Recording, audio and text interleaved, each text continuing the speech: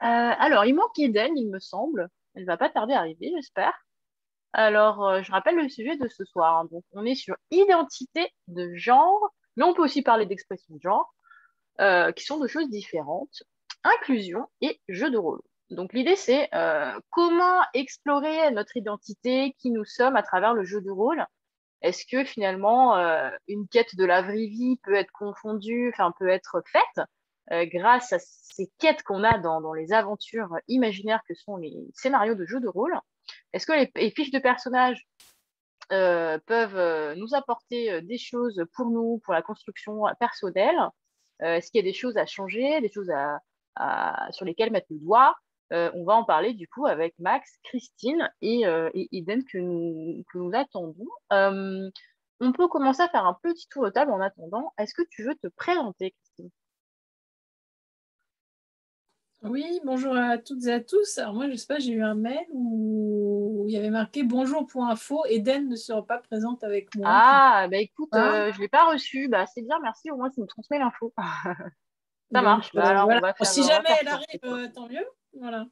Bah écoute, de toute façon, elle aura le replay et on la relance l'année prochaine sinon. Donc Christine Calais. Alors moi, j'ai commencé les jeux de rôle quand j'étais adolescente, avec des jeux de rôle assez classiques, Donjons et Dragons et Star Wars. Et, euh, et actuellement, je fais du jeu de rôle grandeur nature. Et en fait, je fais également du théâtre d'improvisation et j'utilise des techniques de théâtre d'improvisation et de jeu de rôle dans le cadre de mon activité. Donc, j'ai fondé ProEgal et ProEgal, c'est du conseil, de la communication et de la formation ludique sur l'égalité femmes-hommes, la diversité et l'inclusion. Voilà. Merci beaucoup. On a hâte d'en savoir plus. Max?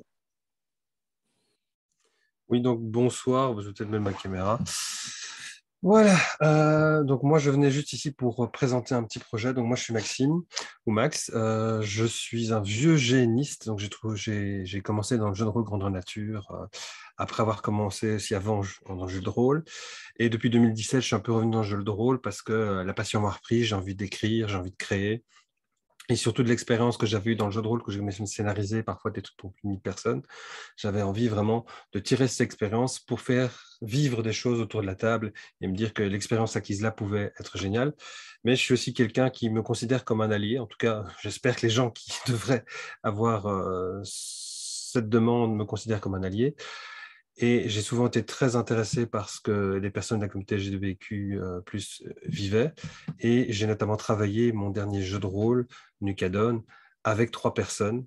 Et je voudrais en parler plus tard, justement parce qu'on a travaillé quelque chose pour justement se dire, tiens, on peut faire quelque chose dans un jeu de rôle qui peut répondre finalement à une attente de la communauté. Voilà. J'en parlerai plus tard. Sinon, je me remets dans les méandres du néant absolu, comme j'aime dire. Merci beaucoup pour ta présentation.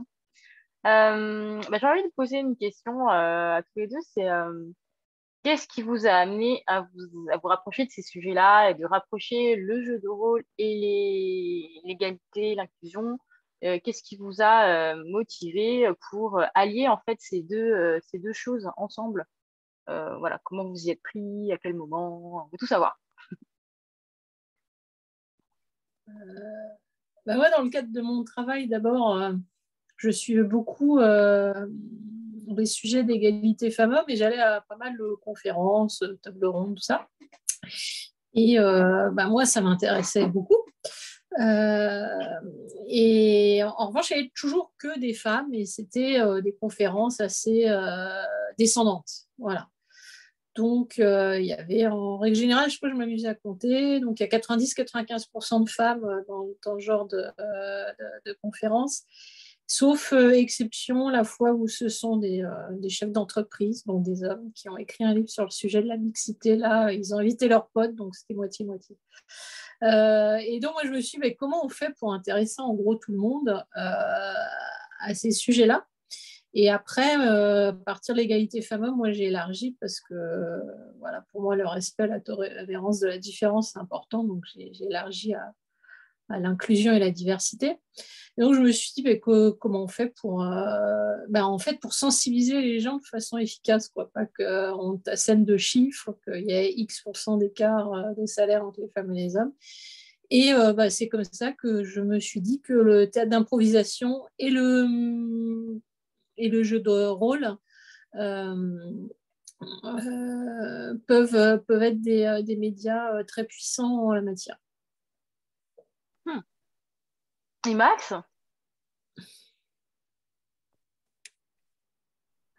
Alors, c'est très simple. Comme je disais, la communauté du jeu de rôle Grandeur Nature, c'est ma communauté depuis plusieurs années.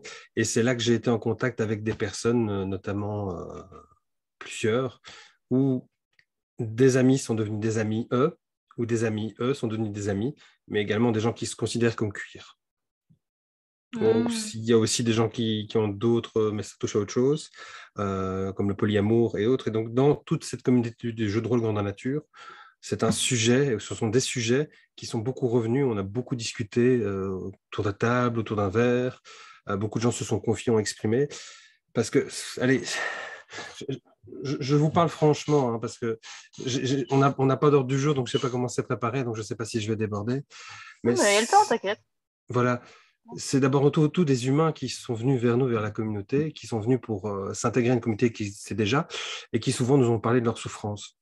Le fait qu'ils ne se sentaient pas bien dans leur peau, le fait qu'ils ne se sentaient pas eux-mêmes à 100%, et qui ont voulu l'exprimer, et qui, dans le jeu de rôle Grandeur Nature, comme on a l'habitude d'avoir plusieurs identités, puisqu'on joue des personnages assez souvent, énormément pendant l'année, quand on est rôliste aussi, parce qu'on fait aussi ce jeu de rôle sur table, ça nous a touchés, je pense, dans la communauté du jeu de rôle Grandeur Nature. Et c'est quelque chose avec lequel on est resté attentif, on a encadré les gens. Je ne vais pas nommer les noms, j'aimerais nommer les noms, mais je ne peux pas parce que voilà, mais ce sont des gens qui sont proches et pour lesquels j'ai beaucoup d'émotions positives et de l'amitié.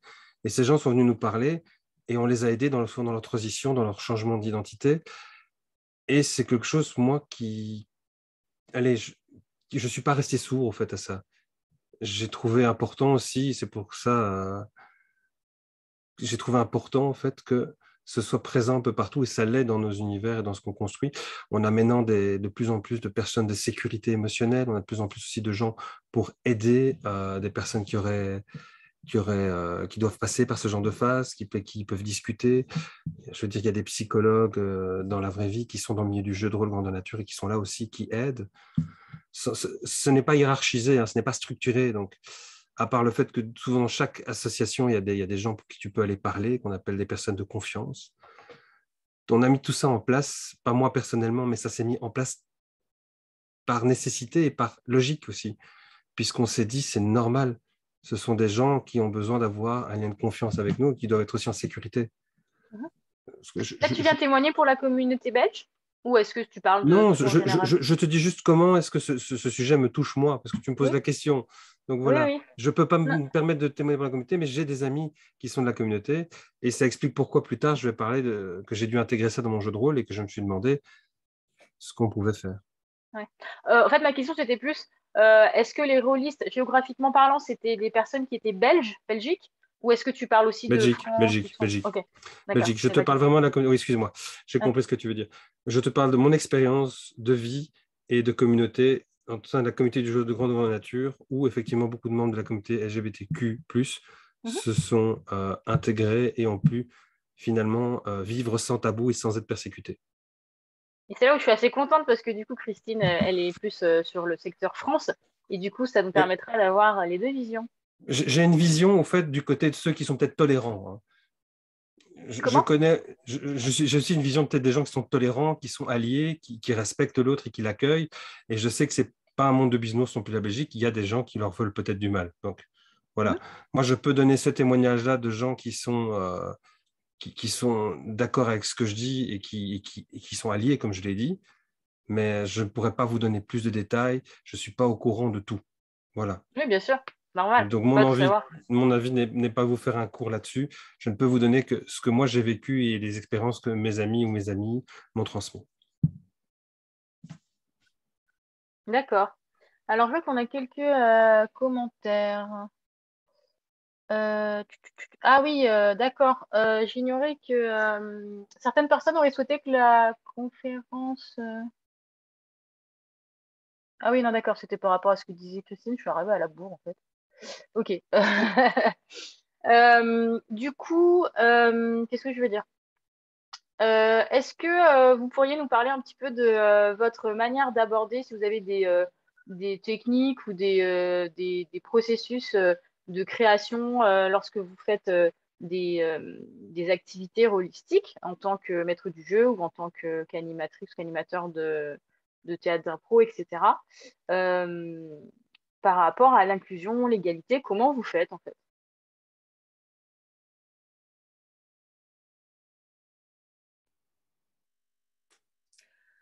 C'est vrai que moi, dans mes ateliers de sensibilisation, je suis plus sur des scénettes hein, plutôt que des jeux de rôle longs. Donc, ça va être un jeu de rôle dans le sens où on joue un rôle qui n'est pas nous. On peut aussi faire des mises en situation où on joue nous, mais dans une situation différente dans laquelle on n'a pas l'habitude.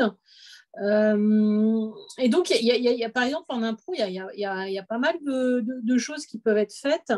Je pense notamment, si pour certains c'est difficile de changer de genre, après on pourra parler justement de genrer les personnages ou pas, c'est déjà de jouer des objets.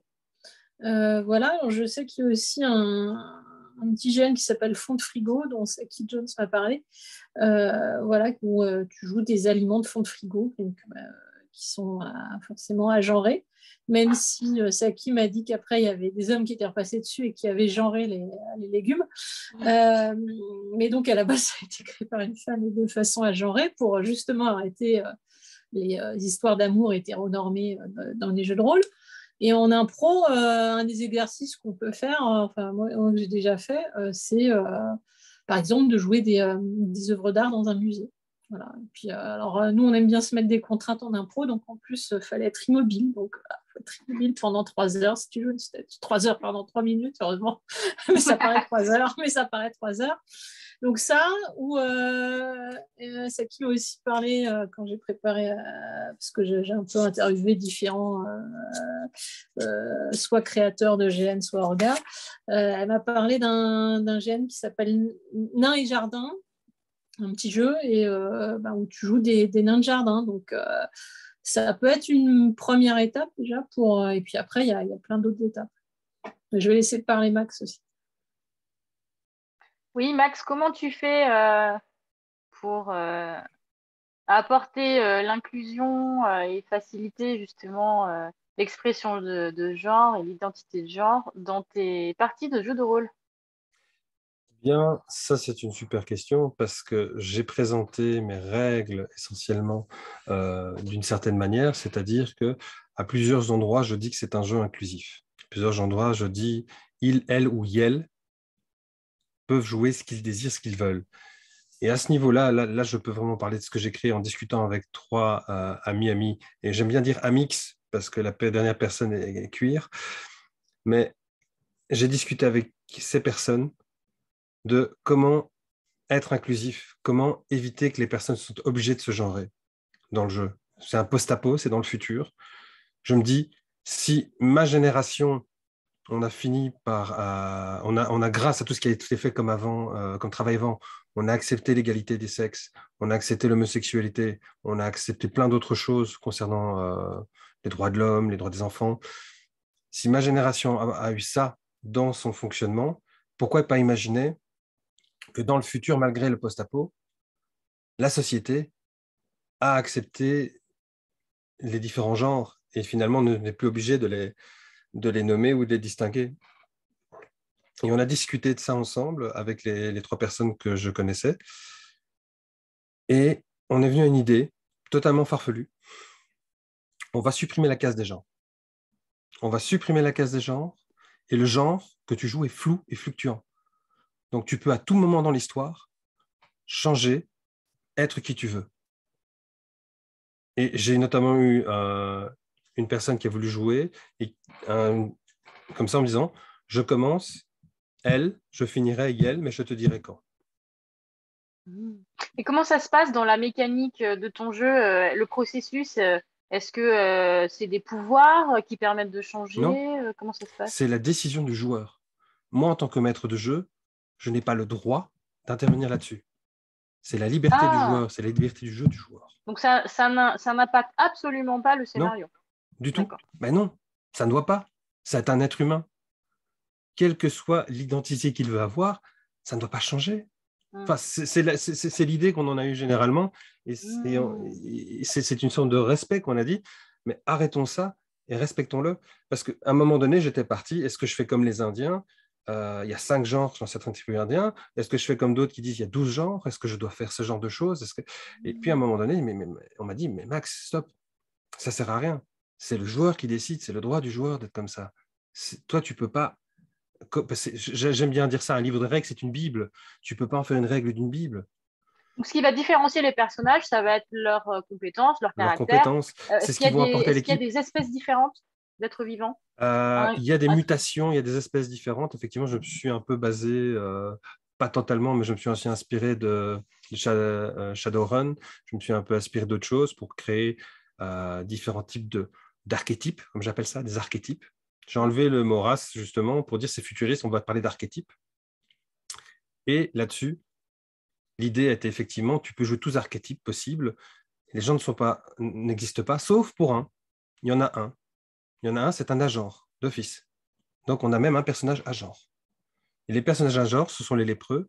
Ils sont nés dans tout ce qui est toxique et autres, pour vous expliquer le personnage, et ils ne se reproduisent pas, ils n'ont pas d'organes sexuels. Et donc, on a vraiment créé aussi un personnage agenre. Mhm. Et l'idée a été que, par exemple, ils n'ont pas d'organes sexuels, mais ils peuvent se reproduire sur mitose, ils peuvent se diviser. Mm. Et donc, tous les autres personnages, est-ce qu'ils sont hermaphrodites? Les autres personnages, tu fais ce que tu veux. Tu fais ce D'accord. que tu veux, tant que ça reste dans le consentement mutuel de la partie, s'il y a un débordement, on en parle. Si tout se fait dans un consentement mutuel et que tout se fait de manière à ce que la table est d'accord avec ça, Mm. tout va bien et tu changes comme tu veux de ton identité, de ton genre. Et si tu ne veux pas le dire aux autres, tu ne le dis pas aux autres Mm. aussi. Donc, seuls Voilà. les agents ne peuvent pas procréer, c'est ça? Ils ne peuvent pas procréer, mais ils peuvent faire de la mitose. Ah La oui, la mitose, mitose, je j'avais. rappelle, c'est de se diviser en cellules. D'accord. Voilà. Donc ça, c'est l'idée qui en est venue. Ça a été et ça a émergé au moment où il y a eu le confinement. J'avais le tout qui était finalisé. Mm. Donc, Ok. j'avais travaillé depuis 2017 sur mon univers. Et c'est en 2019, un peu avant le confinement, en fait, que j'avais pu commencer à jouer et pour la première fois, j'avais une personne qui voulait jouer ce genre de personnage, Mm. qui Je allait vois que... changer en cours de jeu d'identité. D'accord. Et ça Je vois... ouais. Vas-y, parce que comme tu fais Non, vite non, et non, fait, non. je crois que tu as terminé, mais dis-moi, hein, sinon comme ça je te coupe pas à nouveau. Voilà. C'est tout ce que j'avais à dire. C'est essentiellement le travail que moi j'ai fait, sur lequel je peux témoigner avec des personnes que je connais depuis des années. Et c'est, comment dire, une symbiose qui s'est créée entre ces personnes et moi.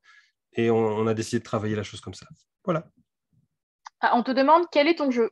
Tu peux noter là, si tu veux, Oui, l'URL. je Tu peux peux le mettre le noter. lien dans la discussion. Je vois que Pierre Rosenthal lève la main. Est-ce que c'est intentionnel? Je n'ai pas encore publié, hein, par Oui, contre. c'est pour parler. Vas-y. Juste mon expérience, en sachant que je vais sans doute avoir des problèmes sur les mots, parce que j'arrive toujours pas à me rappeler entre disons que changer physiquement de sexe, c'est-à-dire d'homme à femme ou femme à homme, je ne sais plus comment ça s'appelle, alors que changer de genre, c'est-à-dire se définir de l'autre genre, je sais toujours pas, je me plante toujours de l'un à l'autre. Mais pour dire que en fait, j'ai autour de ma table, on va dire, une personne avec un vagin qui se définit comme homme et qui, dans le jeu, joue un personnage dont on ne sait pas quel est le genre. Donc, ce qui se passe, c'est que de temps en temps, on fait la faute. En fait, elle, avec les personnes, il, avec les personnes qu'il connaît, se définit comme une femme pour ne pas avoir des problèmes tout le temps, à expliquer ça tous les jours.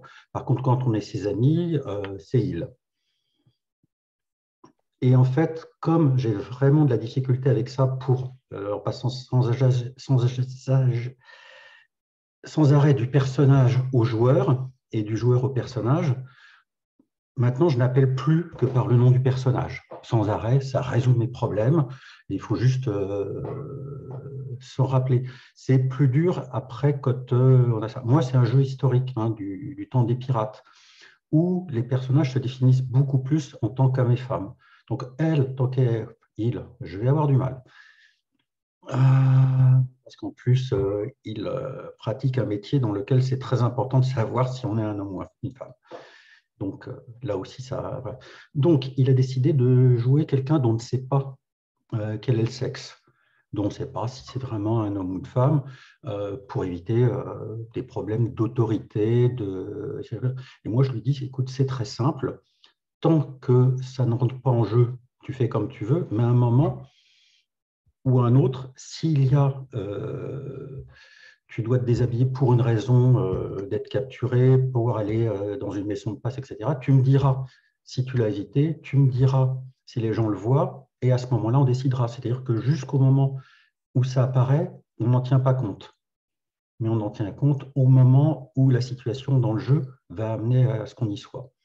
Donc voilà, mon expérience, c'est que d'abord, j'ai beaucoup de difficultés avec le vocabulaire et que entre le vocabulaire qui a évolué entre la transsexualité et le transgenre au fur et à mesure, moi, j'ai vraiment du mal à m'y retrouver. Je sais qu'une fois qu'on est dedans, mais il faudrait que j'ai presque un petit papier, Une petite fiche, une petite fiche. un mémo. Voilà. Et même, c'est assez compliqué de ne pas mégenrer quelqu'un dont tu sais que la moitié des personnes l'appellent d'un sexe et l'autre moitié l'appelle d'un autre sexe. Ça, c'est pas évident. Donc, dans le jeu de rôle, moi, je me pose sur le personnage, ce qui me résout les problèmes. Mais après, est-ce que son personnage aussi est genré dans un sens ou dans l'autre, ou dans un sexe ou dans l'autre? Donc, ça fait quand même des combinaisons de cas de solutions qui n'est pas toujours facile à gérer dans un jeu de rôle traditionnel. Voilà, c'est juste un témoignage, en fait. D'accord. Max et Christine, est-ce que vous avez envie de rebondir sur ce que Pierre vient de dire, apporter peut-être des conseils, des éléments de réponse, des solutions de facilitation par rapport à l'intégration de ces informations et de cette richesse, en fait? J'ai pas très bien compris au fait. Tu as difficile à définir transsexualité et transidentité, c'est ça? Oh, tu es Attention, coupé. tu as ton micro Oui, éteint. tu as tout coupé, Pierre. Oui, voilà. En fait, une fois que je l'ai lu, je m'en rappelle. Enfin, une fois que je l'ai lu, ça me revient. Voilà, c'est la transidentité, transsexualité. Mais je sais que un mois plus tard, je vais l'avoir oublié. Moi, je te dirais juste un conseil. C'est en écoutant l'autre, au fait. Je ne vais pas préjuger, je vais laisser l'autre parler, m'expliquer, parce que je suis pas à sa place. Donc, c'est difficile pour moi de pouvoir aussi parfois comprendre ce que la personne veut dire. Donc, je la laisse s'exprimer et j'évite de faire des cas généraux. Moi, c'est comme ça que je fonctionne. J'écoute l'autre, je le laisse m'exprimer au fait la chose et j'évite d'avoir ce préjugé que, Non, je vais dire, tout bon diplômé d'université A qui est de penser que, ah, tiens, ça répond à ça doit être ça. Je laisse la personne penser parce qu'il y a tellement de différences personnelles dans ce que la personne va t'exprimer. J'évite de généraliser, au fait. non, mais il est très clair. Et il sait exactement ce qu'il veut. Et moi, je sais exactement ce qu'il veut. Il n'y a pas de...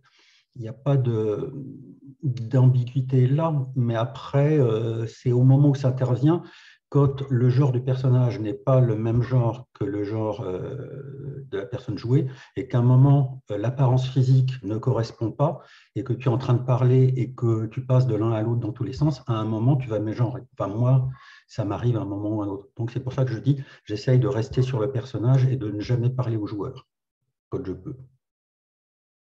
C'est ta stratégie pour ne pas Voilà. être dans la confusion. Voilà. Christine, est-ce que tu as envie de réagir?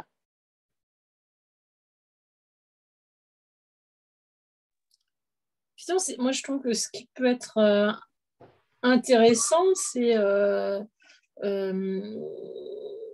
Max en a parlé. D'ailleurs, il va très loin parce qu'on peut même changer au cours du jeu.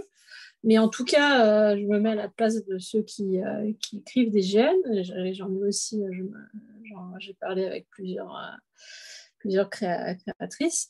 Et en fait, on est tous avec plein de stéréotypes sur le genre qu'on nous a inculqués de la naissance. Et c'est un gros travail de les déconstruire. Moi-même, je ne suis pas sûre d'avoir tout déconstruit. Personne n'est parfait. Et en tout cas, sur les jeux de rôle, moi, le meilleur conseil, avec d'autres, c'est vraiment à partir de maintenant, d'arrêter de genrer les personnages au départ. Donc, c'est ce qu'a fait Max, c'est ce qu'a fait aussi Muriel Alguerres. Moi, j'ai eu l'occasion de jouer, comme quoi on n'est pas obligé de mettre aussi dans un univers futuriste. Je jouais les liaisons dangereuses. Et tous les personnages n'avaient pas forcément de genre.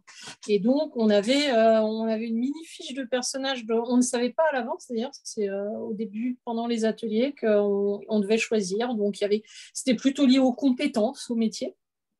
Et, et donc, moi, je trouve ça très bien. Et après, les liaisons dangereuses, il y a eu beaucoup de badinage entre tous les personnages. Voilà, donc il n'y avait pas forcément. C'est pas parce que voilà, les liaisons dangereuses, ça se passe au XVIIIe siècle qu'il faut que ce soit des hommes et des femmes. Et non, il y avait plein de choses. Et les mécaniques de jeu étaient très intéressantes. Une autre, Fanny Wilk aussi, qui écrit depuis longtemps, elle a dit qu'à partir des années 2010, elle a dit que jusqu'avant, ça fait très longtemps qu'elle en fait, que pour elle, c'était un hobby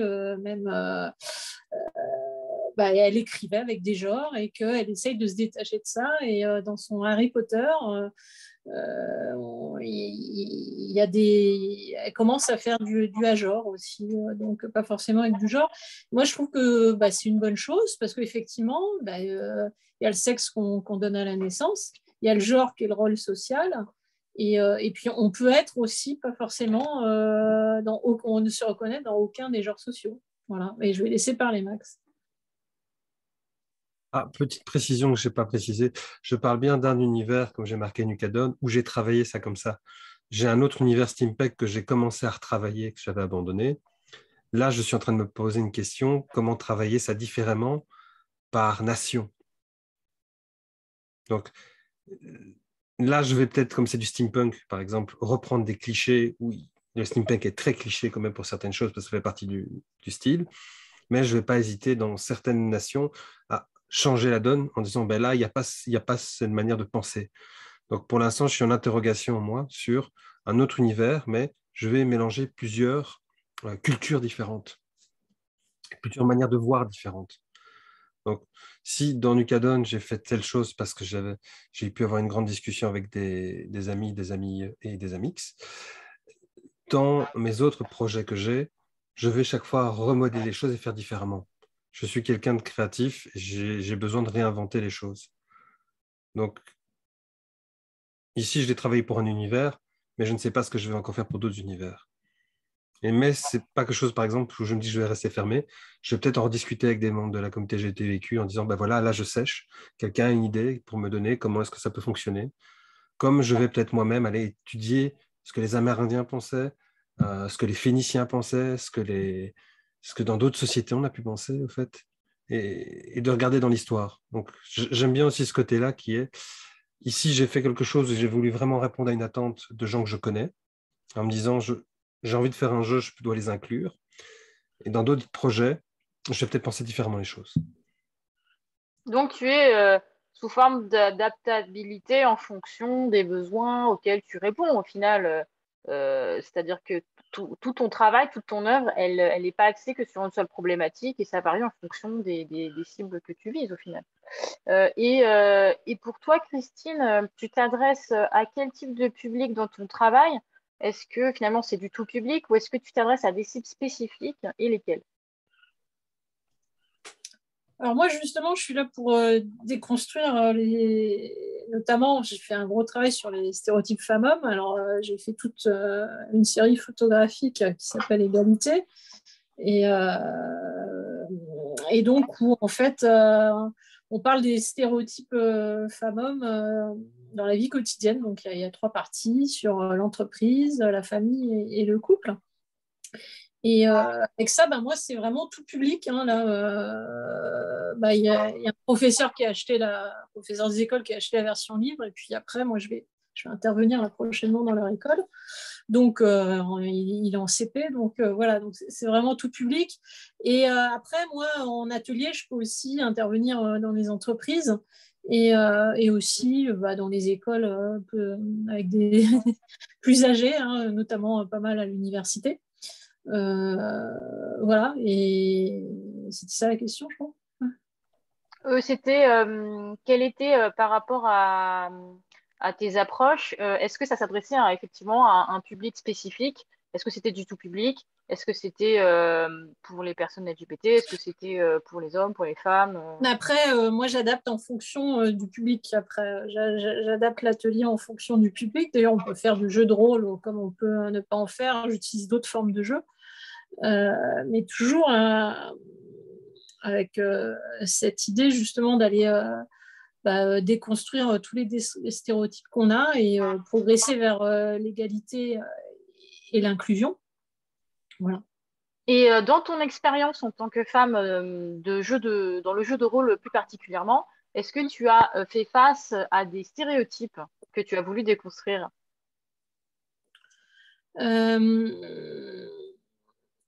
Certainement, hein, alors moi, je me souviens d'ailleurs, je m'étais posé la question, que j'avais reçu, c'était un jeu de rôle un peu fantastique, et dans la fiche de personnage, parfois, il y avait il ou elle. Donc, après coup, on ne l'a pas dit, mais c'était justement pour que le personnage puisse être joué par des femmes ou des hommes. Après, ce personnage était vraiment... c'est-à-dire en termes de statut, c'est-à-dire qu'il était très faible. Donc, c'est vrai que ce n'est pas le meilleur jeu où je me suis le plus amusée, parce que j'avais peu de possibilités pour faire évoluer mon personnage. Et sinon, oui, il y a eu pas mal de stéréotypes. J'aime bien faire des gènes historiques. Donc, il y a justement tous les...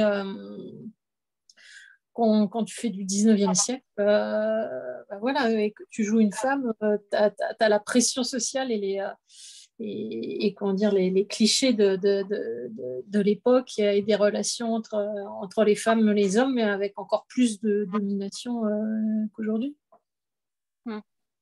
Et concernant Max et Pierre, qui veut intervenir d'ailleurs, est-ce que vous avez, durant votre expérience de rôliste, que ce soit en tant que joueur, joueuse, MJ, est-ce que vous avez fait face à des stéréotypes, des préjugés? Est-ce que vous les avez subis? Est-ce que vous en avez été témoin? Et comment avez-vous déconstruit cela?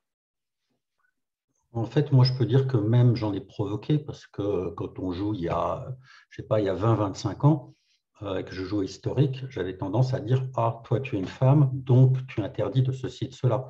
Et c'est quelque chose sur lequel j'ai évolué. On parlait tout à l'heure dans une conférence des jeux historiques et on se disait qu'est-ce qu'on peut se permettre ou qu'on ne peut pas se permettre. On parlait en général des personnages dans l'histoire. Et en fait, à chaque fois, on trouve plein d'exceptions, des choses qu'on ne pourrait pas imaginer. Donc, je ne sais pas moi, des femmes qui ont été comment dire, dans des positions que même des hommes n'auraient pas pu imaginer, pilotes d'avion, et qui ont toujours été en opposition à ce que les hommes paraissaient. Donc, vouloir dans un jeu, même historique, 19e siècle, empêcher un personnage féminin de faire quelque chose, ça lui retire un plaisir, ça fait une différence. Donc, on peut normalement pas interdire à un personnage qui est là pour s'amuser de réduire son jeu en fonction du sexe. A priori, c'est moi ce que je recommande dans les jeux. Dans le GN, c'est peut-être plus compliqué, je ne sais pas. Mais dans mes parties jeux de rôle, au départ, je faisais des limitations il y a 20 ans en fonction du sexe, quand c'était sur une partie historique. Maintenant, je laisse jouer ce que l'on veut et c'est l'histoire qui s'adapte au personnage. Max? C'est un sujet assez intéressant parce que je vais faire un parallèle avec mes arrière-arrière-grand-mères. J'ai des arrière-arrière-grand-mères de mère en fille qui étaient entrepreneuses et qui géraient une épicerie et un café, en fait. Et dans un personnage historique, quand tu me dis que ce serait difficile pour une femme de jouer ça, j'ai un peu parfois du mal en disant, mais il y a eu des cas. Il y a eu des cas de femmes cultivées, il y a eu des cas de femmes entrepreneuses, il y a eu des, comme dans ma famille, où je trouve que ces femmes sont extraordinaires, mais il y a eu des cas qui existent. Donc, j'ai toujours souvent, quand il y a des conférences, notamment parce que je fais du steampunk aussi, rappelé que ce soit des mouvements de suffragettes, que ce soit des mouvements de femmes éduquées, il y en a eu dans le passé et que souvent, on les gomme on les gomme en disant que toutes les femmes étaient dans le même cadre, alors qu'il y a des femmes à part qui ont existé. Et moi, souvent, c'est ce que j'aime dans un jeu de rôle historique de faire, c'est de montrer plutôt ce côté-là. Ces gens atypiques qu'on a essayé de gommer dans l'histoire. Ces gens qui n'avaient pas tous fait des études, n'étaient pas tous lettrés, mais qui s'en foutaient de ce que la société pensait et qui, quand même, il y a plein d'exemples, je pourrais vous en retrouver plein, mais là, je ne vais pas en citer un nom en me trompant en moitié. Et j'ai déjà eu plein de discussions là-dessus. Mais on a tendance parfois à trop accepter cette vision négative du passé, alors qu'il y a des gens exceptionnels. Et si ces gens exceptionnels n'avaient pas existé, il n'y aurait pas eu les suffragettes. Il n'y aurait pas eu toutes ces des Marie Curie. Il n'y aurait pas eu d'autres personnes qui se sont battues pour le droit des femmes. Et moi, quand je fais un jeu de rôle historique, je m'intéresse plus à ces personnes-là pour montrer aux joueurs, au fait, que c'est pas toujours le cliché n'est pas toujours bon, en fait, et qu'il y a eu des cas exceptionnels. Alors, je regarde juste s'il y a des questions. Je crois qu'on a quelques questions, mais j'ai perdu le contexte des questions. Là, on parle. Est-ce que vous avez l'expérience en jeu à ce sujet? Mais je ne sais plus de quel jeu on parlait. Chris, est-ce que tu as besoin d'éléments de réponse sur une de tes questions? Ou est-ce que finalement ça lui est répondu par la suite? Tu dis, hein, t'hésites pas, hein, tu peux ouvrir ton micro si tu veux plus d'interactivité.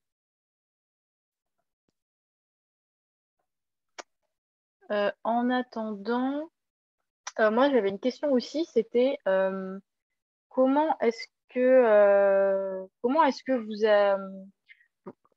attends, je vais formuler ça différemment. Comment est-ce que vous abordez les nouvelles émergences par rapport à un champ lexical finalement qui grandit chaque année? On parle de xénogenre, on parle de...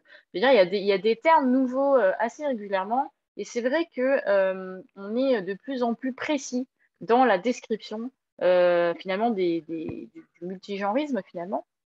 Comment est-ce que vous faites évoluer votre travail par rapport à toute cette richesse et toute cette diversité? Est-ce que ça vous apporte voilà, quelque chose d'enrichissant ou est-ce que c'est difficile? Je sais que Pierre, il avait tendance à revenir sur quelque chose qu'il avait acquis et donc il fallait modifier un petit peu les habitudes. Comment vous modifiez vos propres habitudes avec les nouveautés finalement?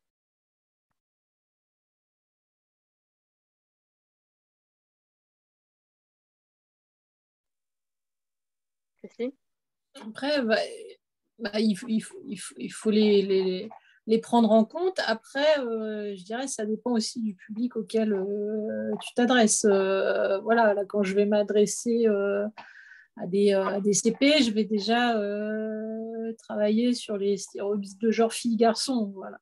Après, si tu es sur un public plus adulte et plus averti, effectivement, on peut travailler là-dessus, mais bah, je sais que moi, en entreprise, j'en discutais avec une autre consultante qui voulait peut-être travailler ensemble sur LGBTQ et point, point, point. Et que en fait c'est très peu abordé, ça reste limite tabou en dehors des cercles. Voilà. Alors, qu'est-ce qui peut expliquer que dans les entreprises, c'est tabou, alors que c'est un sujet d'actualité qui intéresse la presse, qui intéresse les J'ai médias? juste une question, en fait. Oui. Parce que là, vous m'avez largué sur un terme.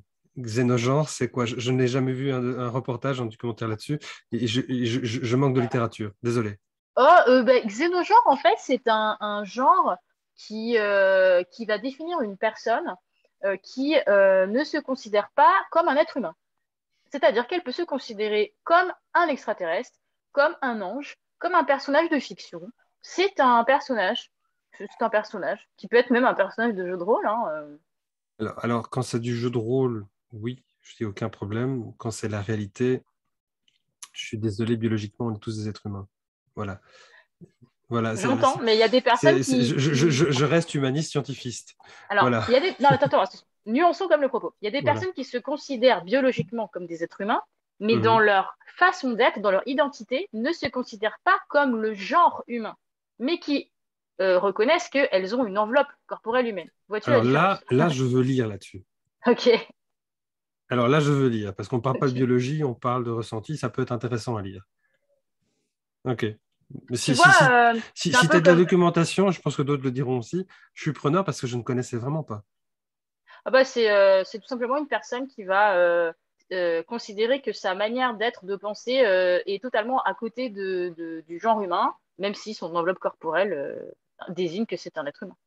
Voilà, tout simplement. Bah, ça m'intéresse. Ouais. Fiche, tu m'envoies ça une fois, Donc, tu me dis où je tu peux peux trouver avoir des ça. personnes qui te disent, je suis un ange. Voilà, je suis un ange. Et ben cette personne est xénogenre. Ou alors elle va dire, je suis un lapin. Je me comporte comme un lapin. Je suis un lapin ou je suis un extraterrestre, enfin, peu importe. Cette personne est xénogenre puisqu'elle elle en est convaincue et elle a ça dans ses tripes, c'est-à-dire qu'elle est hyper sérieuse, voilà, c'est pas une lubie, ça a toujours Mais, été. comme Voilà, je t'ai c'est dit, le genre.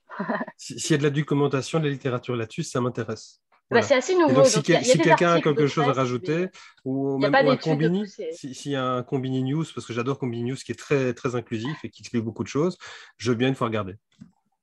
C'est plus des articles qui ont été écrits par des personnes qui faisaient des thèses, des masters ou qui étudiaient, ou des journalistes, mais je peux te rassembler ça et je le mettrai effectivement sur le Discord dans les salons de Oui, discussion. parce que allez, ça reste des êtres humains qui, justement, dans leur enveloppe charnelle, nous expliquent quelque chose, peut-être que nous n'avons pas conscience. Ça peut Ouais. être Mm. intéressant. Merci. Je t'en prie. Je sais plus ce que je disais avant qu'on fasse cette parallèle. C'est toi qui as commencé à parler de xénogenre, hein, donc Oui. Oui, oui, mais juste avant que Max me pose la question sur ce que c'était, j'étais en train de dire un truc et j'ai totalement oublié. Bon, c'est pas grave, ça me reviendra. bah, moi, pour rebondir sur les anges, eh ben, le premier jeu de rôle grandeur nature que j'ai joué il y a quelques années, eh ben, c'est Dieu est mort ce soir et on joue tous des anges et des démons, donc c'est des personnages à genre. Et entre guillemets, bah là hier j'avais une orga de GN, le jeu qu'il a souvent fait jouer, qui dit entre guillemets, on s'attend à ce que le démon très méchant soit joué par un homme, et non, moi j'aime bien mettre des femmes, voilà. Oui, oui. Ouais.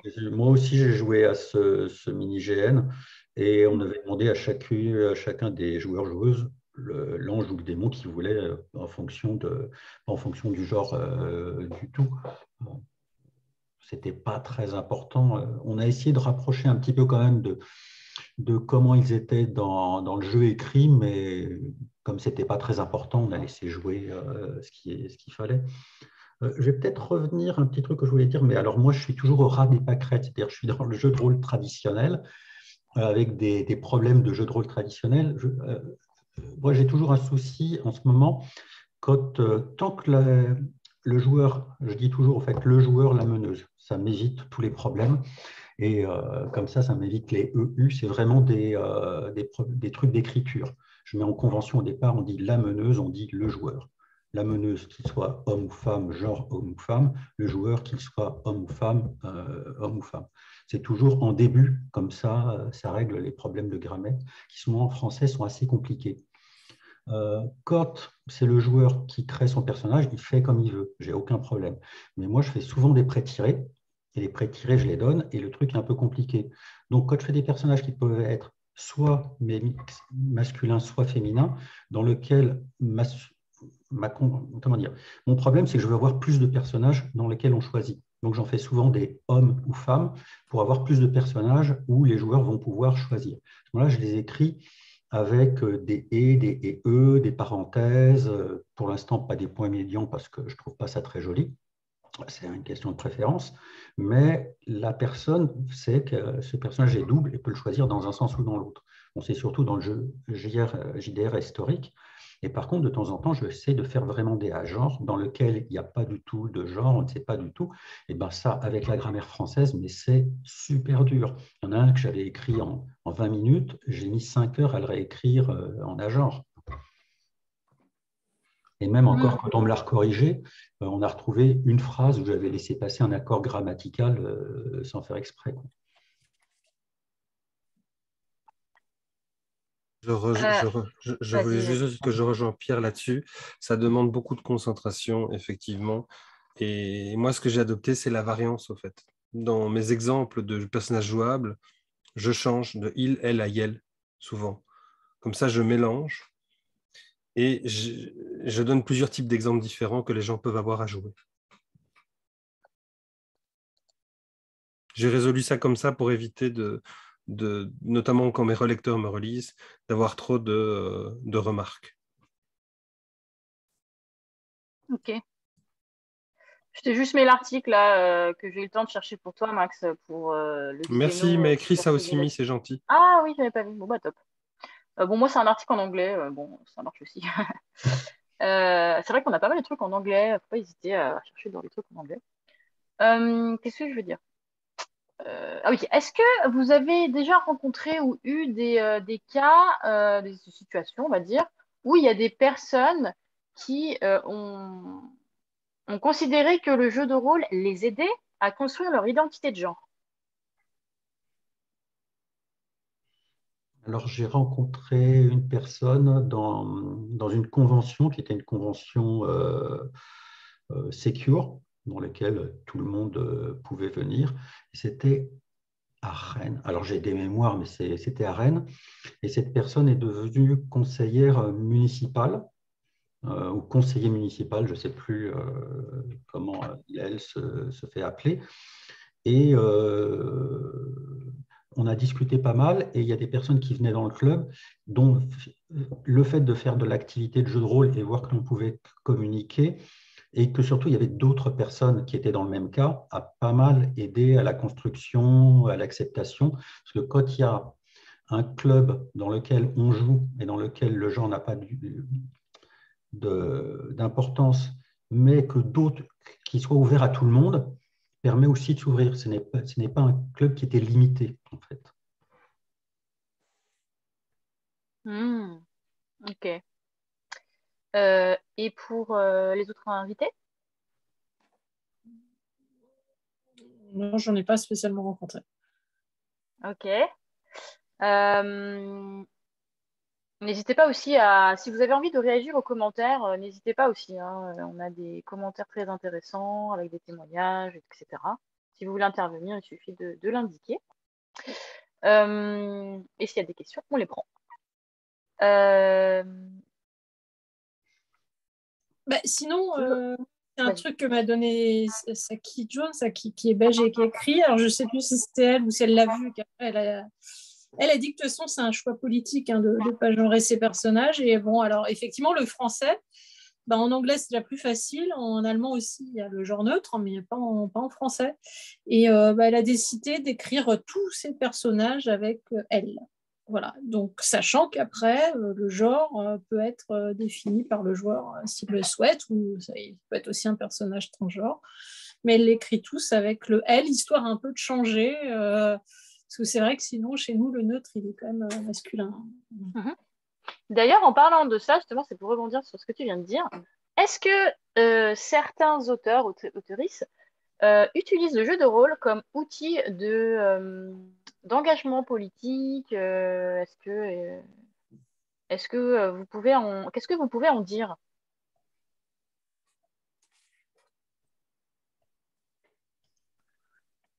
Bah, j'ai parlé de Saki, mais je pense aussi à Muriel Aguirre qui a donc fait Les Liaisons dangereuses en Ajor. Et qu'est-ce que je voulais dire de plus? Enfin, elle travaille beaucoup sur ces questions. Et à partir du moment où, je dirais, tu travailles sur ces questions et que tu n'es pas dans la lignée de base et que tu commences à... C'est un choix politique, c'est un engagement, et un engagement, je dirais, pour un monde plus inclusif. Alors, je regarde les commentaires.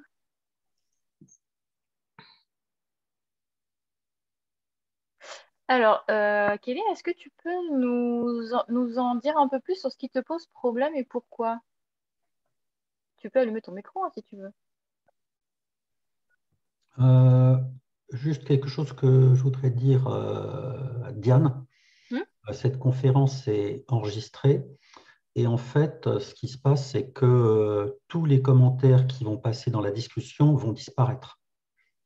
C'est-à-dire que c'est quand on parle que c'est enregistré, dans un sens et dans l'autre, Mais a priori, c'est pour ça que ce que fait effectivement Diane, quand quelqu'un veut intervenir sur un commentaire, c'est pas mal de reformuler la question, en dire qu'on répond dessus, pour que les gens qui vont nous regarder plus tard aient plus de l'idée que des personnes. Je m'excuse, hein, Diane, Oui, tu as raison. si je repasse par-dessus toi, mais par Oui. exemple, tu dois reformuler la question en disant est-ce que c'est bien ça que tu voulais dire et répondre.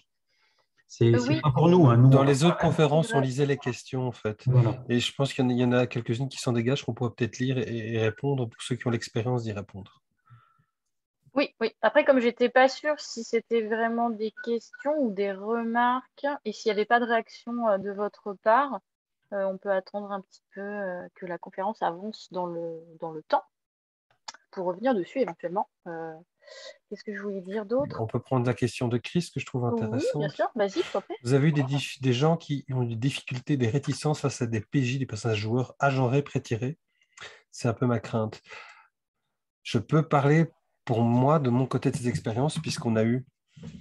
J'aimerais écrire un livre ou une petite histoire là-dessus. C'est mon nouveau délire maintenant. Excusez.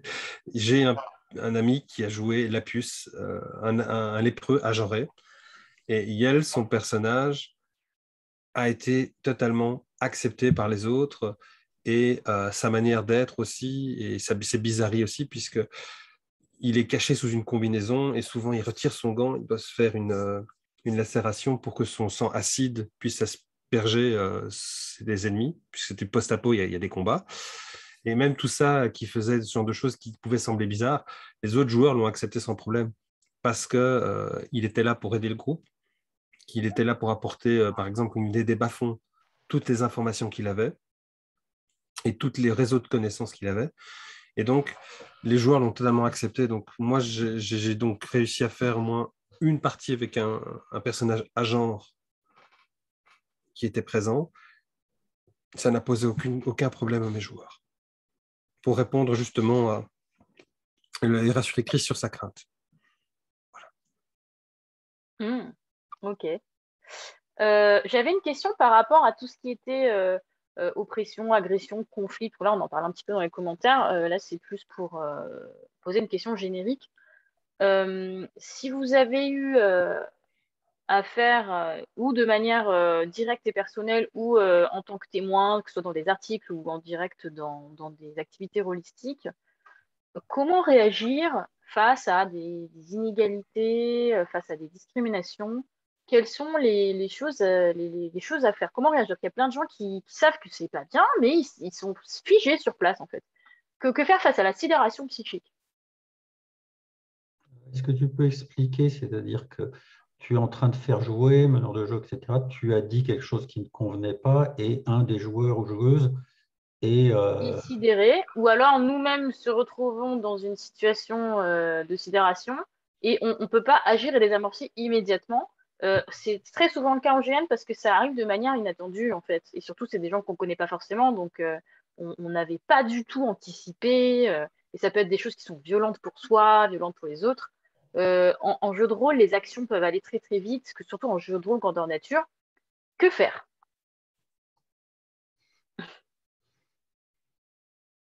Christine, peut-être? Après, déjà, si on se place vraiment du côté de l'organisateur aussi, c'est de faire de la prévention là-dessus pour garantir la sécurité émotionnelle des joueuses et des joueurs.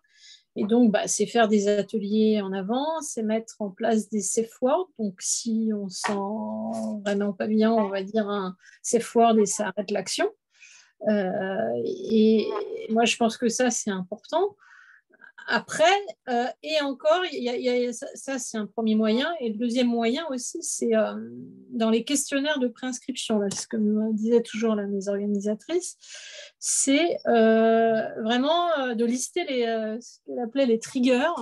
Donc, va y avoir les questions de genre, mais il peut aussi y avoir, enfin, tous les, je dirais, les grands tabous dans notre société, ou en tout cas les grandes questions qui peuvent souvent, après tu ne peux pas tout prévoir, hein, sinon, voilà. Mais donc ça peut être des questions de genre, mais de handicap, de maladie, évidemment de violence sexuelle, de questions liées aux enfants, à la violence face aux enfants ou aux avortements. Et donc de poser la question aux joueurs dans le questionnaire de prescription, est-ce que ça vous dérange de jouer avec potentiellement ce genre de thème qui peut arriver sur la table? Et si ça arrive en direct dans le jeu, est-ce qu'il vaut mieux aller sortir du jeu avec la personne et discuter avec elle, ou est-ce qu'il vaut mieux aller appeler un orga? Enfin, c'est-à-dire que quelqu'un qui se retrouve dans une situation où elle ne sait pas quoi faire parce qu'elle assiste à quelque chose de violent, ou pour elle ou pour les autres, quelle est la première chose à faire d'après toi? C'est pas une question piège, hein, c'est juste pour. Après, non, c'est par rapport à l'autre personne, si elle trouve qu'elle est bruyante, même si l'autre s'en aperçoit pas, en règle générale, en fait, t'es pas dans un jeu de rôle pour agresser les gens de façon consciente. Donc, c'est de dire les safe words, et si ça suffit pas, effectivement, peut-être d'aller voir l'orga, ou effectivement, d'ailleurs, si c'est lié à un scénario, c'est aussi d'aller voir les orgas et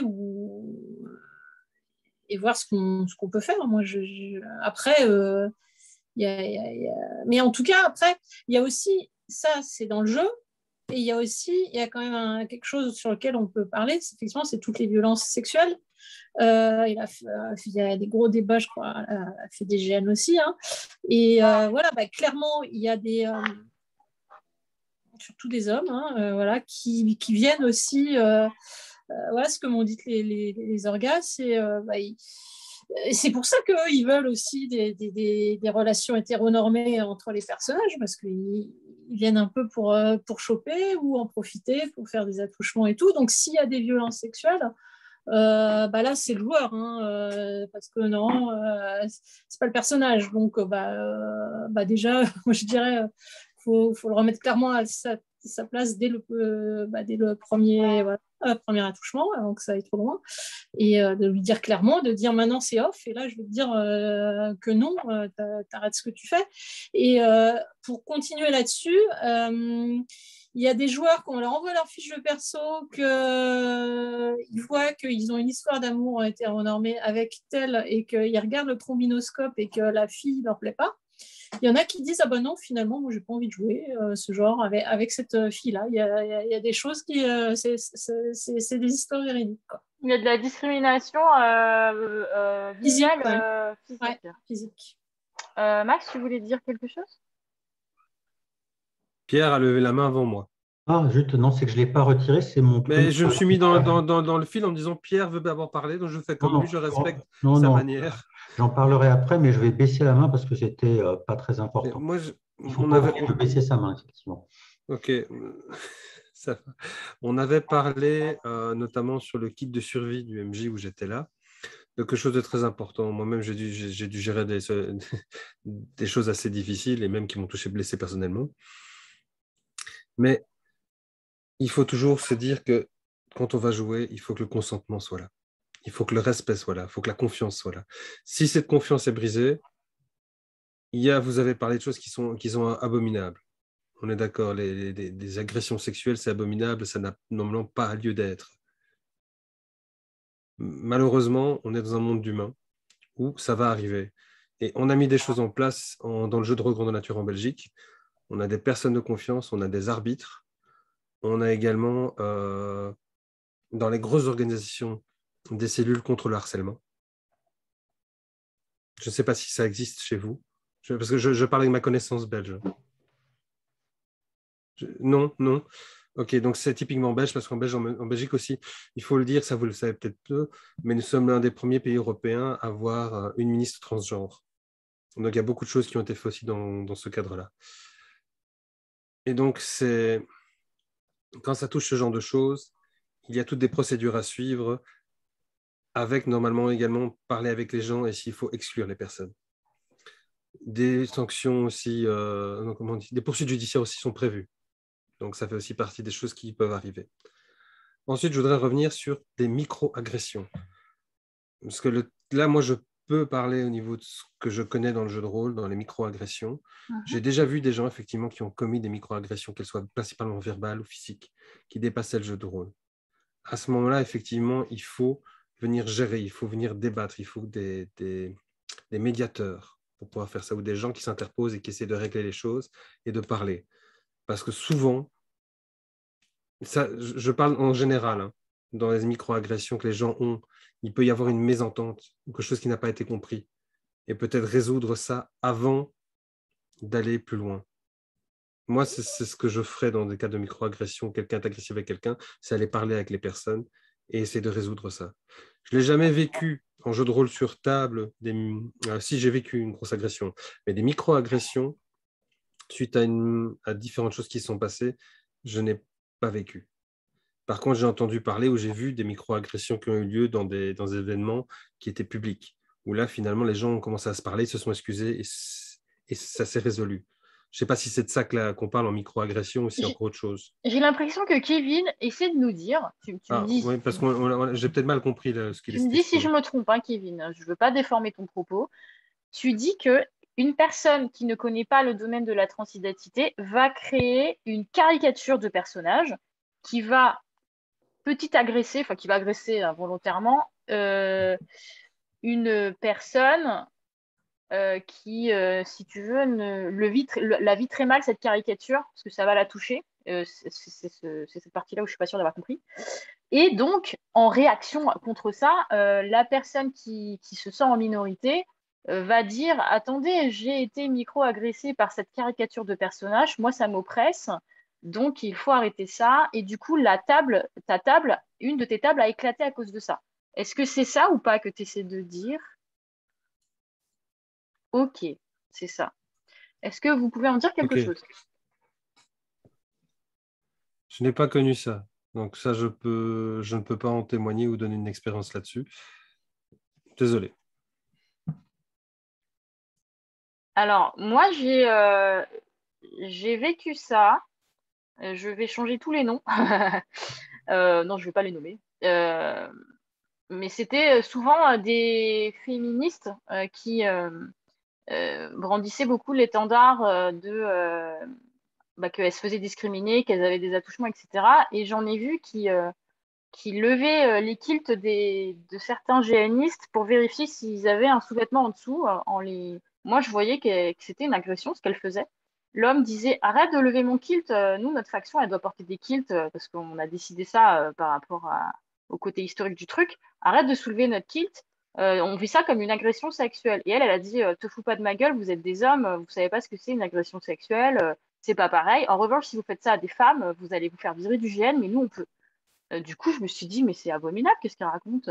Et en fait, j'avais l'impression que la fille, elle luttait tout le temps contre les micro-agressions, etc.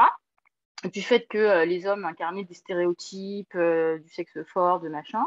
Mais que eux, quand ils montraient qu'ils étaient agressés, et ben voilà, c'était un petit peu l'hôpital sous la charité, comme on dit. Moi, j'ai assisté à des choses comme ça. J'ai assisté aussi à l'extrême inverse, c'est-à-dire que j'avais un masque et j'avais un masque en fait. Donc on savait pas si j'étais un homme ou une femme d'ailleurs. Et du coup, les personnages hommes, enfin les joueurs hommes, ne faisaient pas attention à si j'étais un femme ou un homme parce qu'on était tous à fond dans nos personnages. Et à un moment donné, il y avait une scène assez violente où on se fightait un peu, quoi, et où on m'a poussé. On m'a poussé, moi ça m'a pas dérangé, on m'a poussé, on m'a pas agressé, on m'a juste poussé, mais dans le feu de l'action. Et à un moment donné, j'ai utilisé mon pouvoir en disant résiste. Donc j'ai employé ma voix, et là, la personne qui m'a poussé était figée sur place. Elle s'est excusée, oh là là, je voulais pas te pousser, je suis trop désolée, je croyais que tu étais un homme. Je lui dis, mais attends, ça veut dire que si j'étais un homme, tu m'aurais poussé enfin, ça veut dire que tu te serais pas excusé si j'étais un homme. Pourquoi tu t'excuses si je suis une femme? Enfin, ça veut dire quoi? Que je suis faible ou quoi? Enfin, tu vois, je comprenais pas en fait. Donc, c'était l'extrême inverse où là, c'était vraiment, enfin, j'allais dire l'excès de galanterie. C'était comme quoi, faut pas toucher une femme, faut pas la pousser. Bah, en même temps, si j'ai choisi de jouer un personnage masqué et qui va vers les combats, c'est que j'avais envie, tu vois. Donc, sinon, il m'exclut de mon rôle, quoi, tu vois. Donc moi, je l'avais un peu vécu comme ça. Bon, au final, ça s'est bien passé. C'est juste, je lui ai dit, non, non, vas-y, te gêne pas, tranquille, on se fight et tout. Il m'a fait abrouquer. Mais il avait trop peur que j'aille me plaindre aux organes. Je me suis fait agresser par un homme, il m'a explosé contre le mur. Donc, il y avait ça aussi. Ouais, juste intervenir sur quelque chose, quand je vous écoute, en fait, je me demande dans quoi ce que vous dites est propre ou pas propre, ou n'a un rapport ou pas de rapport avec le jeu de rôle. Parce que j'ai l'impression que les agressions, les choses comme ça, font partie malheureusement de la vie et qu'elles se reportent dans le GN, ou comme elles sont dans le jeu de rôle. Et quand vous parlez tout à l'heure de qu'est-ce qu'on fait quand on a agression pendant le GN, c'est principalement le GN, je pense que les victimes vont être comme dans la vie hors GN, c'est-à-dire la plupart du temps sidérées. Et donc, quand on leur dit faut s'excuser ou expliquer la chose ou aller voir les orgas, en général, c'est après que la partie soit terminée qu'on se rend compte, qu'on se dit ah, j'ai été agressé, ou j'aurais dû appeler les orgas, ou j'aurais dû parler à la personne. C'est ça un peu le problème dans ces agressions-là, c'est que sur le moment, il y a très peu de personnes qui sont capables elles-mêmes de réagir, sauf Oui, c'était elles la ont question. Voilà. C'était la question. C'est pour ça que j'ai bien insisté sur le moment. Quelle est la première chose à faire quand on est sidéré? Comment se sortir soi-même d'une sidération? On peut pas. La seule personne qui peut sortir d'une sidération, c'est celui qui en est témoin. Donc, comment savoir si quelqu'un est sidéré? C'est toute la question. C'est tricky, quoi. Ouais, mais d'où l'intérêt, moi, je dirais, vraiment de faire ces ateliers. Parce que c'est vrai que si tu arrives, à la limite, même que tu aies fait du gène ou pas, mais qu'on t'en ait jamais parlé et qu'il t'arrive un truc assez grave ou pas grave, mais quand même qui te choque, qui te sidère, bah, si tu as travaillé justement ça en atelier, avec des exercices, avec les safe words déjà, il y a peut-être ton cerveau qui va se reconnecter. Ouais. Et moi, je dirais, là, tu parlais de la société en général, justement, le jeu de rôle, ça va permettre de prévenir les violences. Là, ce matin, j'étais sur une autre conférence sur éducation des jeunes et violences. Et est-ce que le jeu de rôle peut avoir une importance? Et ben, il y a un jeu de rôle qui a été fait par un psychiatre, Serge Tisseron, et en fait, c'est pas du tout à visée psy, c'est vraiment à visée éducative. Et il s'appelle le jeu des 3 figures. Et ça commence dès la 2e année de maternelle qu'il me fait jouer jusqu'à la 6e. Et en fait, il va faire jouer, alors avec tout je vous fais un résumé, mais c'est pareil, il y a 8 ou 9 consignes, il y a plein d'exercices avant. Et donc, c'est le triangle de Karpman avec la victime, l'agresseur et le sauveur ou le témoin. Et en tout cas, ce que je disais ce matin, c'est que sur 100, alors il faudrait que je retrouve mes notes de mémoire, sur 100 enfants qui avant, donc on leur faisait faire des tests que vous, en fait les enfants, c'est pourquoi ils agressent les autres souvent. Alors c'est à la fois une question d'éducation. S'il voit son père taper ou jouer à taper ou taper sa mère, tout ça, il va reproduire. Mais il y a aussi une question, c'est je vais être agresseur pour pas me retrouver dans le rôle de victime. Donc, je préfère être du côté des agresseurs. Mais ce qu'il faut dire, c'est qu'il y a aussi une voix neutre et il y a aussi une voix où, quand tu es témoin, est-ce que tu peux justement, sans forcément être le sauveur, mais est-ce que tu peux agir? Moi, maintenant, quand je vois un mec emmerdé dans le bus une femme, moi, j'interviens. Et en règle générale, rien que le fait qu'une tierce personne intervienne, sans agressivité et tout, ou en parlant simplement à la victime, ça marche. Et ce que je veux dire, c'est que ça, il le fait. Moi, j'étais très étonnée, c'est qu'il le fait dès la moyenne section et que ça marche. Il y a eu, je crois, si vous voulez, je prends 3 minutes pour chercher les chiffres, mais en France, parce que ça fait 15 ans qu'il y a ce jeu, il y a eu 50 000 enfants qui ont fait le jeu, et voilà, et en Belgique aussi d'ailleurs. Parce que là, ça revient un peu à ce que disait Kevin, c'est-à-dire que il y a des personnes à une table de jeu de rôle qui vont très très vite sortir le oh là, très vite dire attention, là tu m'oppresses, là tu m'oppresses, et le dire de manière répétée, vite, vite, vite, parce que justement ils ne veulent pas se sentir agressés, donc ils vont vite sortir le warning, et ce warning peut être vécu comme une agression de la part des autres, et puis c'est un peu le serpent qui se mord la queue. Comment faire par rapport à ça?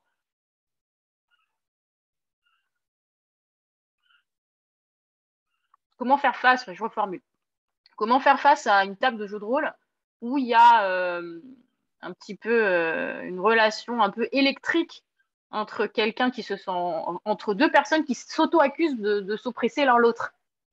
Comment dénouer ça? Alors là, on sort un peu du côté transgenre, mais finalement, le conflit, le mécanique du conflit, ça reste un peu la même, hein, à partir de gens qui ne se comprennent pas ou qui ont un problème de communication. C'est vrai que finalement, ça nous concerne aussi, quoi. Après, je crois que ce que Max a dit, c'est que c'est souvent, le conflit vient souvent d'un problème de communication à la base, et que donc, s'il y a un médiateur qui parle, qui arrive à résoudre le conflit, voilà. Bah, Là, on est plus sur des conflits, quoi. Ouais, mais s'il n'y a pas de médiateur, comment être assertif, en fait? Si le terme assertif a besoin d'être défini, je le fais, hein. C'est-à-dire, en gros, c'est se protéger soi-même, mais faire attention aussi à protéger l'autre, même si l'autre se manifeste comme étant a priori un ennemi. C'est de ne pas, justement, être épidermique par rapport à cette personne-là. En gros, c'est protéger un peu sa nature, mais tout en étant bienveillant. Comment rester bienveillant, finalement, quand on sait que parce qu'il y a beaucoup de gens qui sont intolérants du fait que la culture transgenre n'apparaît pas envers son interlocuteur, et donc on va l'accuser d'ignorance, on va l'accuser de pas s'être renseigné, on va l'accuser de voilà, on a cette attitude-là. Comment faire pour changer un petit peu cette position finalement?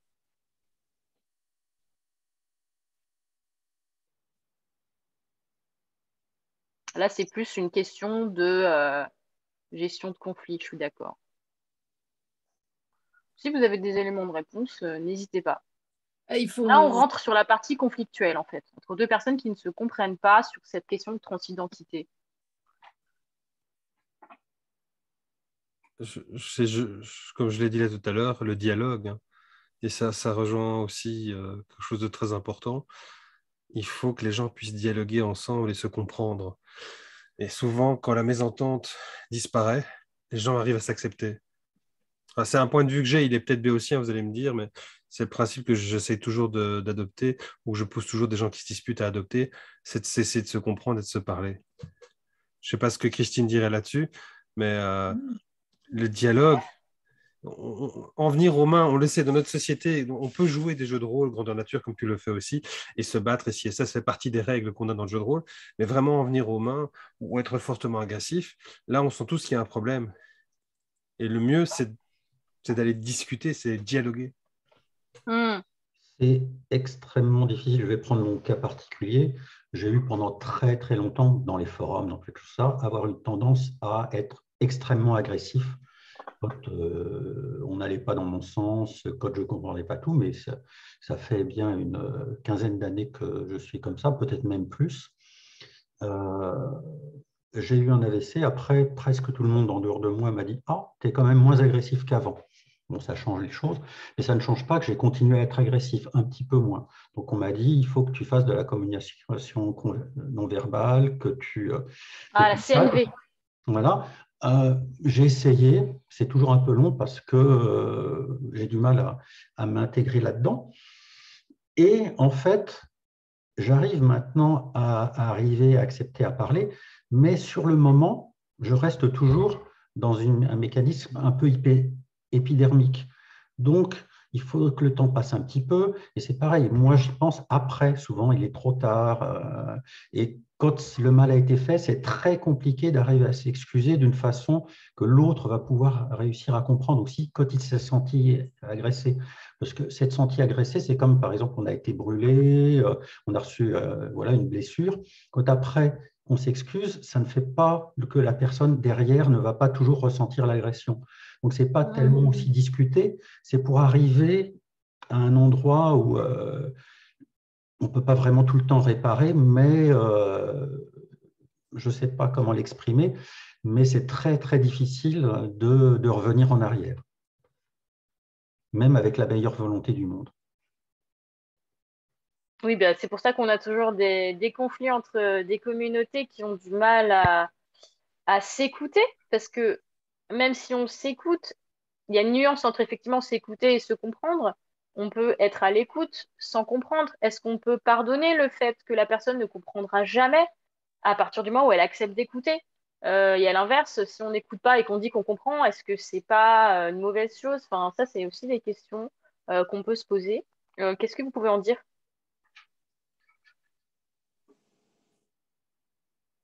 Je lisais les questions en ligne. C'est-à-dire que la limite entre écouter et comprendre, elle est assez floue parce qu'il y a beaucoup de personnes qui disent non, mais je le comprends, et puis finalement, ils n'écoutent pas beaucoup. Et à l'inverse, il y a des gens qui écoutent beaucoup et qui comprennent difficilement. Euh, qu'est-ce que vous pouvez en dire? Est-ce que on peut faire un peu de médiation là-dessus? Comment mieux comprendre l'autre? Est-ce que si l'écoute est difficile, voilà, est-ce qu'il y a des choses à faire pour parce que on est un peu au cœur du sujet, parce que là, le sujet de la conférence, c'est identité de genre, inclusion et JDR. On a parlé des éléments de JDR, on a parlé des fiches de personnages avec les différents éléments de genre ou pas, enfin, avec ou sans genre. On a parlé des événements de JDR, les différents conflits qu'il pouvait y avoir, comment exprimer son genre, comment le faire comprendre et le faire accepter. Et là, on arrive dans un moment où si ça coince, qu'est-ce qu'on fait, quoi? C'est-à-dire que je sais que Max a dit à plusieurs reprises qu'il faut parler, il faut communiquer, mais quels sont les éléments de communication en priorité à mettre en avant? Quelles sont les bonnes pratiques? Je dis pas de faire un cours sur la communication non violente, bien évidemment, mais d'après vous, quand on voit que des personnes s'écoutent pas ou se comprennent pas, est-ce qu'on arrive à comprendre pourquoi? Est-ce qu'en tant que témoin, il y a des choses à faire? Parce que finalement, on peut toujours venir aider deux personnes qui se fightent sur un forum ou sur un jeu de rôle. J'ai une piste de réflexion, en fait. Et je voudrais que ça rejoigne ce que Chris dit. Chris dit, si on joue un PJ trans, il faut en amont se mettre d'accord. Est-ce que peut jouer la transphobie? Si oui, y compris pour les autres PJ. Moi, j'irais plus loin. On parle de dialogue, on parle d'accepter l'autre, on parle ça coince. Je vais peut-être laisser lancer un pavé dans la mare, mais c'est ma manière d'être. Et pourquoi pas penser à une pièce de théâtre où on explique ce que la transphobie est, où on montre aux gens ce que c'est la transphobie et qu'on essaie de la résoudre et qu'on montre que le dialogue, on fait du jeu de rôle, hein, mais qu'on montre dans cette pièce de théâtre que le dialogue et que l'écoute de l'autre est beaucoup plus important finalement que cette mésentente qu'on peut avoir ou que ce rejet de l'autre. Je sais pas, c'est l'idée m'a traversé l'esprit. Ça m'arrive parfois d'être comme ça, donc j'espère que ça vous dérangera pas trop. Une pièce de théâtre. Alors, il y a eu beaucoup de pièces de théâtre de médiation sur la transidentité, etc. Je ne Et, savais pas, donc je posais la et question. c'est-à-dire que dans le monde du spectacle, dans le monde effectivement de tout ce qui est théâtre, séries, web-séries, euh, animation, on va dire artistique, c'est vrai qu'il y a pas mal de manifestations par rapport à ça. Mais je dirais que il y a beaucoup de personnes. C'est un peu le problème des personnes qui viennent pour le divertissement, qui comprennent pas forcément le message, tu vois. C'est Même regarder à et destination des observer, c'est un enfants, petit même à peu. destination des Ah, enfants, parce on peut, oui. qu'en Belgique, on a des drag queens maintenant qui vont lire des histoires dans les écoles à Bruxelles.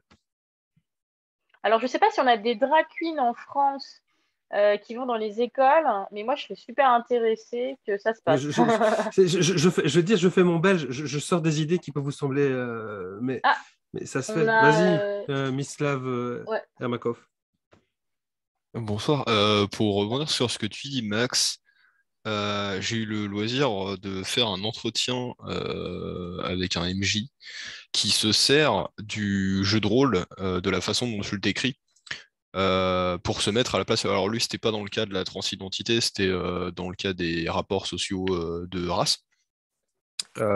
Qui a expérimenté ce que ça faisait d'être un noir dans les États-Unis des années 30 au travers d'un jeu de rôle. Il y a aussi un livre là-dessus, Dans la peau d'un noir, qui est très, très, très, très bien. Se C'est un mettre à ancien la place de résistant l'autre. français d'origine américaine qui l'a écrit. Effectivement, se mettre à la place de l'autre. Donc, on peut effectivement, dans l'expérience de jeu de rôle, proposer des expériences. Mais alors, le souci, c'est que là, ça s'adresse à des personnes qui vont volontairement venir tester un personnage, qui sont déjà dans cette démarche de comprendre l'autre. Moi, je vais peut-être être un peu pessimiste, mais effectivement, si on est dans la démarche, tous les deux dans la démarche, et qu'au départ, c'est une incompréhension qui génère le conflit, et qu'on est dans une démarche quand même de communication, ça peut se régler. Après, la plupart... alors moi, je fais un constat, c'est qu'il y a de plus en plus d'agressivité, je trouve, dans l'espace public. Et moi, j'ai réfléchi à ça. Je me suis encore fait agresser 2 fois parce que j'ai simplement dit aux personnes que si je traverse, même si ça passe au vert, c'est pas une raison pour m'écraser ou c'est pas une raison de mettre ton chien juste à côté de moi pour qu'il s'ébroute 2 fois de suite à côté. Donc voilà. Donc après, j'ai eu des injures sexistes, voilà, que j'étais accompagnée ou pas. D'ailleurs, ça dépend des fois. Mais bon, et puis j'en ai eu plein d'autres d'ailleurs. Mais ce que je veux dire, c'est que si la personne en face elle est dans une démarche où jamais, de toute façon, dès que tu lui dis quelque chose, elle ressent ça comme une agression et elle ne va jamais reconnaître sa responsabilité. Eh bien, là, je dirais que le seul moyen de régler le conflit, d'ailleurs, c'est ce qu'ils disent dans le jeu des trois figures, c'est la fuite. Parce que sinon, le conflit, il escalade. Hein, et puis, finalement, moi, à chaque fois, je suis partie, c'est tout. Et j'ai l'impression que les réseaux sociaux, avec le phénomène de bulle, où tu restes plutôt avec des gens qui sont dans ton opinion, en limitant le débat, même d'ailleurs aussi les débats télévisés qui sont de moins en moins, je dirais, où il n'y a pas forcément des opposés contradictoires, de débats contradictoires. J'ai l'impression que ça, justement, ça ne permet pas trop à l'esprit critique de se développer et critique de soi-même déjà. Donc, tu constates, si je résume, qu'il y a eu la prolifération de bulles de petites communautés qui auto-adhéraient à leur opinion respective et qui fuyaient justement le conflit avec d'autres bulles finalement, parce qu'elles constataient que chacune restait sur leur position et qu'il n'était pas possible de créer un terrain d'entente. Du coup, on a constaté que comme la violence augmente, surtout dans les réseaux sociaux, l'espace public virtuel et réel, on se retrouve avec des micro-communautés qui ne peuvent plus dialoguer les unes avec les autres. Est-ce que c'est ça que tu voulais dire? Et oui, il y a de plus en plus, enfin des micros ou des moyennes, d'ailleurs des communautés de différentes tailles, mais effectivement. Puis après, il y a l'anonymat des réseaux sociaux qui facilite aussi l'agressivité également, avec avec cet anonymat. Donc, ça aide pas forcément, j'irai après. Voilà, moi, c'est un constat personnel, genre, je n'en fais pas une étude statistique, mais j'ai quand même l'impression que moi, enfin, depuis une dizaine d'années, je ressens plus d'agressivité qu'auparavant, mais voilà. Qu'est-ce qui peut expliquer cette hausse de l'agressivité alors que par ailleurs, on a une hausse de l'expression, de la multiplication des moyens d'expression? Ou est-ce que c'est parce que chacun arrive à s'exprimer publiquement grâce aux outils différents qui sont à notre disposition qu'on crée des conflits? Je peux proposer une autre. Alors, c'est une piste, hein, je n'ai pas vraiment d'idée là-dessus. Je pense que plus on va, plus il y a des déviations de la norme. Et plus il y a de la déviation de la norme, plus ça fait peur à ceux qui sont dans la norme, en fait. Et que donc, en fait, on se dit, pour tous ces gens-là qui sortent de cette norme, il faut vraiment que nous, notre communication, on soit vraiment, vraiment très sûr que la norme soit là et qu'on l'impose de plus en plus. C'est ce qui se passe aussi en politique, dans ce domaine. Je pense que c'est peut-être aussi une piste, c'est-à-dire qu'en fait, plus, par exemple dans le domaine du genre ou dans le domaine de la race, plus il va y avoir d'études différentes et de différenciation, plus les gens normés vont se sentir agressés par ces déviations. Plus il va y avoir de normes différentes. Attends, j'ai raté la dernière phrase. Il n'y a qu'une seule norme, a priori, hein, etc. Et en fait, plus on découvre de normes, c'est-à-dire que les gens qui sont dans la norme vont découvrir qu'il existe plein de variations autour d'eux, plus ils vont se dire mais c'est bizarre, ça a toujours été comme ceci, ça a toujours été comme ça. Ah oui, quand les lignes bougent. Okay. Quand les lignes bougent, et en ce moment, beaucoup de lignes bougent, donc plus des lignes bougent, plus la norme va vouloir se renverser ou se replier sur elle-même. Okay. Donc plus elle va devenir violente. D'accord. Oui, ça c'est lié à la peur de l'inconnu aussi, de ce qu'on ne connaît pas, et on a l'impression qu'on nous impose comme un choc externe aussi. Et sinon, je voulais rebondir sur ce qu'avait dit Max sur le théâtre. Effectivement, tout ce qu'on appelle ça, si vous pouvez chercher, c'est ce qu'on appelle le théâtre forum, qui est là pour lutter contre les oppressions. Et donc, c'est un théâtre forum où, en fait, on joue avec le public. En fait, et l'idée, c'est de mettre au jour les ressorts de l'oppression de minorités qui les subissent, quoi. Ça a quelques dizaines d'années déjà, et c'est aussi un outil qui peut être utilisé dans des ateliers sur la diversité. Alors là, je crois que John a dit quelque chose qui m'intéresse beaucoup. Il dit que les identités sont de plus en plus strictes. On peut dire, par exemple, je suis une chose et le reste m'est étranger. Et donc que la complexité d'une identité qui est construite sur un mélange de facteurs va disparaître de plus en plus.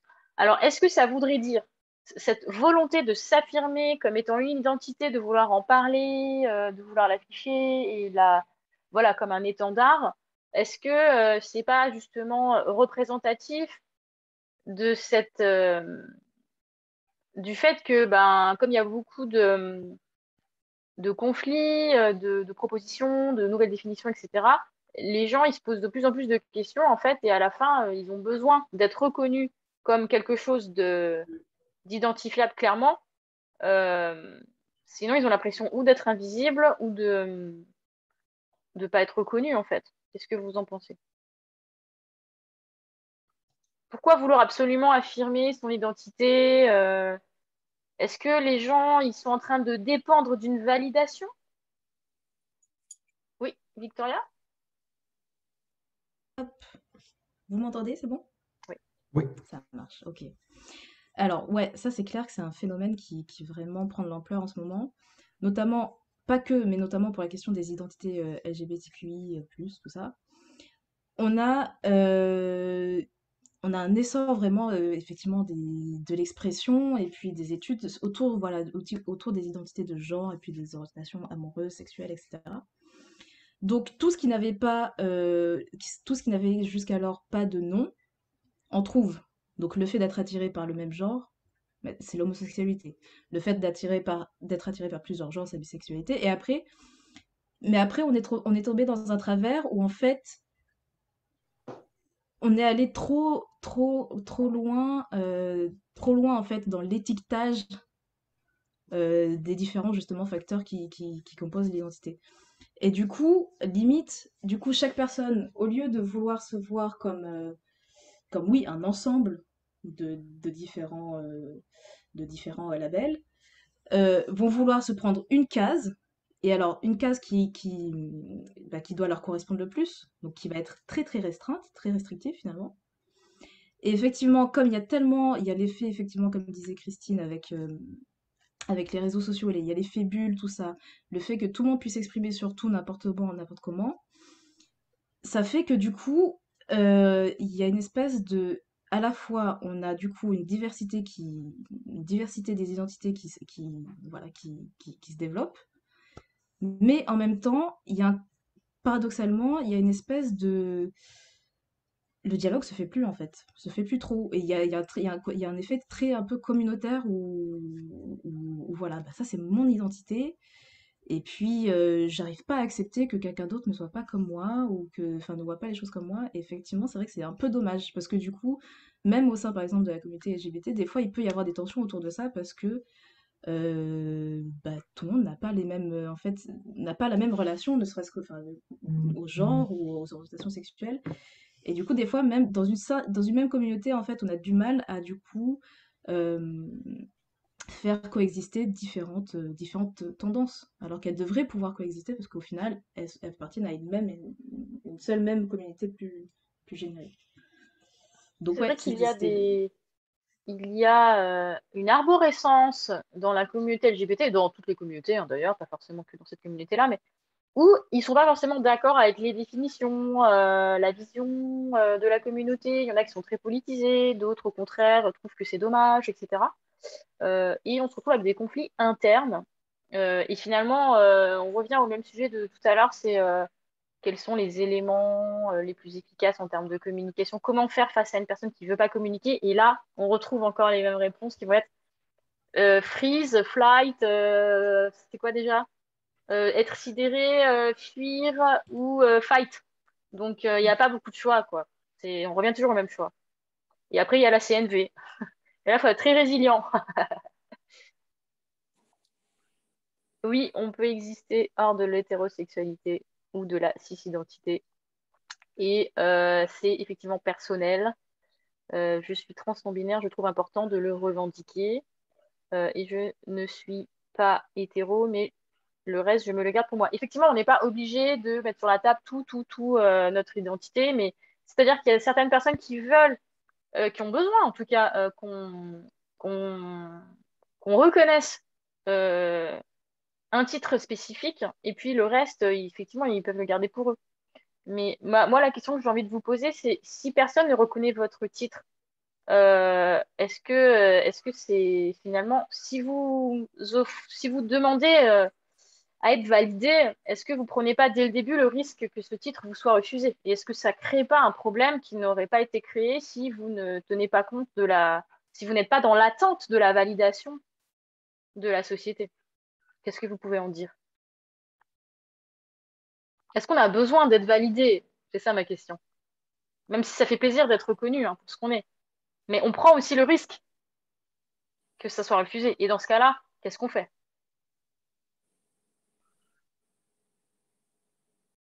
Je vois les cerveaux qui fument. Vous êtes tous comme ça. C'est une question un peu taoïste. Moi, j'ai quelques amis qui font beaucoup de méditation et qui sont dans la non-dualité. Et quand je suis allée dire quelle connerie sur un groupe LGBT, enfin, non, c'était un groupe Nurshi de neuroatypiques, transgenres, etc. Où j'ai dit quid de la non-dualité. Ils m'ont dit non, mais c'est impossible. Tu viens parler de non-dualité dans un groupe où on se bat pour avoir une identité. Donc, on va être forcément dans la dualité parce qu'on veut une identité. On peut pas être dans la non-dualité si on. Voilà, enfin, tu vois, c'est. Être dans Est-ce la que non-dualité, c'est dans l'acceptation de ce qui est. C'est je suis, mais je ne veux pas savoir ce que je suis ou qui je suis, juste je suis. Les personnes qui veulent une identité, elles raisonnent pas comme ça, en fait. Elles veulent savoir qui je suis. Alors que la non-dualité, c'est juste je suis. Je suis quoi? On s'en fout, juste je suis. Euh, Voilà, pour une personne trans, c'est obligé parce que sinon, elles vont être étiquetées automatiquement et après, elles se préfèrent s'étiqueter elles-mêmes que d'être étiquetées par quelqu'un d'autre. Est-ce que du coup, ça serait pas une réaction en... envers justement quelque chose qui leur est euh, imposé? C'est-à-dire que si on n'étiquetait pas les personnes transgenres, qu'on ne cherchait pas à savoir si elles l'étaient ou pas, est-ce qu'elles auraient eu besoin de se revendiquer? C'est toute la question. C'est ce que disait Max, d'ailleurs. dans un monde idéal, voilà, en face de moi, j'ai une personne, puis j'ai une autre personne. Je respecte toutes les personnes, quel que soit son âge. Tout le monde est une personne, sauf les xénos, Ouais, qui se considèrent comme étant pas des personnes. d'accord, pardon. Non, je rigole, je rigole. Quel que soit son. On n'a pas trop parlé du handicap, mais ça concerne aussi beaucoup de monde et ça pose beaucoup de problèmes. Mais bon, quelle que soit donc son orientation sexuelle, son identité de genre, quelle que soit son origine sociale, son origine ethnique, mais on n'est pas dans un monde idéal. Hmm. Alors peut-être que les transgenres n'auraient pas besoin de se revendiquer si on les appelait cher être humain au lieu de les appeler cher madame ou cher monsieur, parce que c'est peut-être cette étiquette-là, ils préfèrent ne pas en avoir que d'avoir une qui ne correspond pas. C'était peut-être ça le point au final.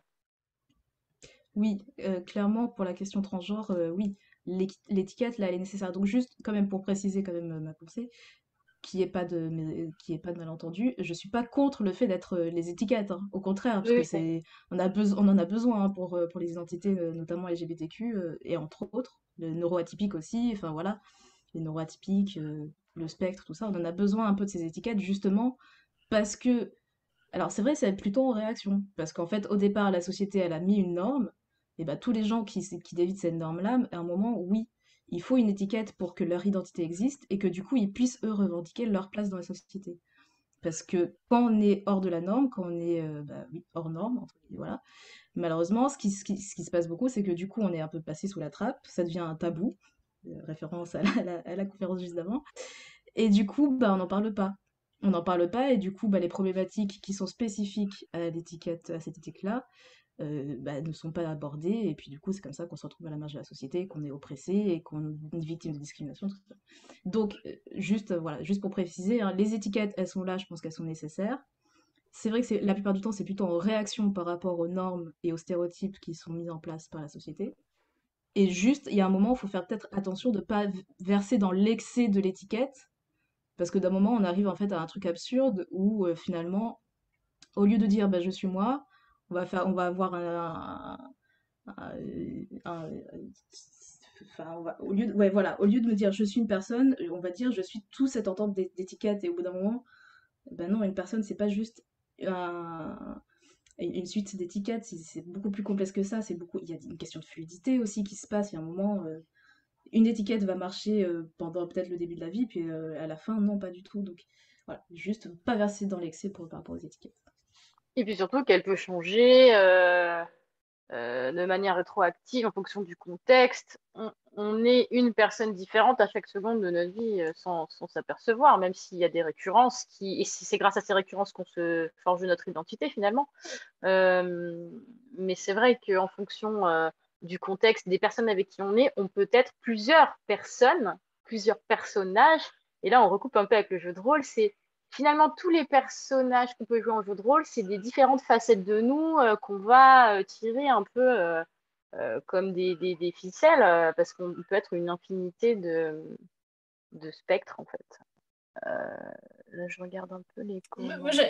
j'aimerais bien rebondir sur aussi, il y a les jeux de rôle, mais il y a aussi la littérature. La littérature, pendant des siècles, ça a permis aussi à des gens de s'identifier aussi. Il y a une phrase que j'aime beaucoup de Françoise Sagan qui était c'est « Je suis toujours effrayée par les généralités. Tenter de comprendre des gens par corporation, par âge ou par siècle, c'est risquer une série d'erreurs. » Donc ça, en fait, c'est quand on catégorise les gens. Mais le problème, c'est que le cerveau humain, visiblement, a besoin de catégoriser les Besoin choses d'identifier. pour fonctionner rapidement face à une situation. Pour savoir, par exemple, s'il y a du danger ou pas, pour compter, pour pas mal de choses. Et donc, c'est un peu ça le problème. Et moi, je me disais, mais en fait, si on considérait tous les gens, quelles que soient leurs différences physiques, de genre, comme des personnes, mais aussi, moi, je préfère franchement, déjà, il vaut mieux pas juger les gens, mais après, avoir plutôt une pensée existentialiste, c'est-à-dire que les gens, ils se définissent par leurs actions, par ce qu'ils font. Voilà, voilà, c'est pas parce que Marine Le Pen est une femme et que je suis féministe que je vais aimer ce que disait Marine Le Pen, qui n'est pas une féministe d'ailleurs, mais donc voilà, après, mais c'est une façon de penser et notre cerveau, il n'est pas forcément calqué là-dessus, quoi. Donc c'est ça qui est difficile. Et là, on arrive presque dans un changement de paradigme. Est-ce que vous avez constaté que les nouvelles générations nées après les années 2010 ont une manière de voir la société, les personnes, de manière différente que les générations précédentes? Ouais, vous pouvez en dire quelque chose? Moi, Vous j'ai l'avez constaté comment? Ouais. quelques enfants dans mon entourage et j'étais même, enfin pas vraiment choquée d'ailleurs, qu'il y ait plus de violence entre les filles et les garçons qu'à mon époque. Voilà, et donc de stéréotypes derrière, et donc toute cette Ah, tu violence. trouves qu'il y a plus de stéréotypes et plus de violence? Il y en a au moins autant, voire plus. Enfin, moi, je me souviens pas m'être fait frapper par des garçons. Moi, je sais, là, j'ai un autre exemple dans mon entourage d'une fille, elle l'a dit pour aussi ses copines qui se faisaient frapper par un garçon. Et c'est elle qui a dû prouver au directeur de l'école que ce qu'elle disait était vrai. Donc, bon, dans le genre, on avance beaucoup sur l'égalité, on en est quand même encore un peu loin. Bon, il y a aussi l'exemple là, du hashtag anti-2010. Donc, je ne suis pas sûre que c'est vraiment évolué. En bien, je veux dire. Je peux parler en tant que Oui, papa, parce vas-y. que j'ai quand même 4 enfants, dont une qui a 22 ans. Euh, je peux dire effectivement que les générations, dans l'éducation que tu veux leur donner, du milieu social où ils sont, c'est très différent. Je pense que ça, il ne faut pas oublier. Si tu es dans un milieu très populaire où il y a beaucoup de violence et beaucoup de pauvreté, tu as des chances d'avoir un autre comportement à l'école que si tu es dans une classe favorisée. Je ne vais pas vous le cacher, je fais partie d'une classe favorisée. Ma belle-fille va à l'université, j'ai fait l'université, ma femme a fait l'université. On a reçu une éducation non violente et intellectuelle. Les endroits où on va mettre nos enfants, ce qu'on va éduquer à nos enfants, la tolérance, l'écoute, le respect de l'autre, tu ne vas pas le trouver partout, dans toute la société. Mais je connais aussi des gens qui ont vécu dans la pauvreté et qui ont eu des difficultés et qui, malgré ça, ne sont pas agressifs, ne sont pas violents.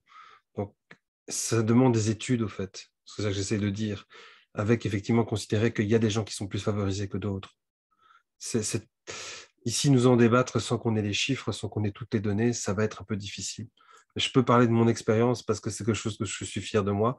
J'ai une belle-fille qui est aujourd'hui, qui serait dans quelques années juriste, mais qui travaille le droit et qui se bat énormément pour tout ce qui est le droit humain et qui est militante féministe.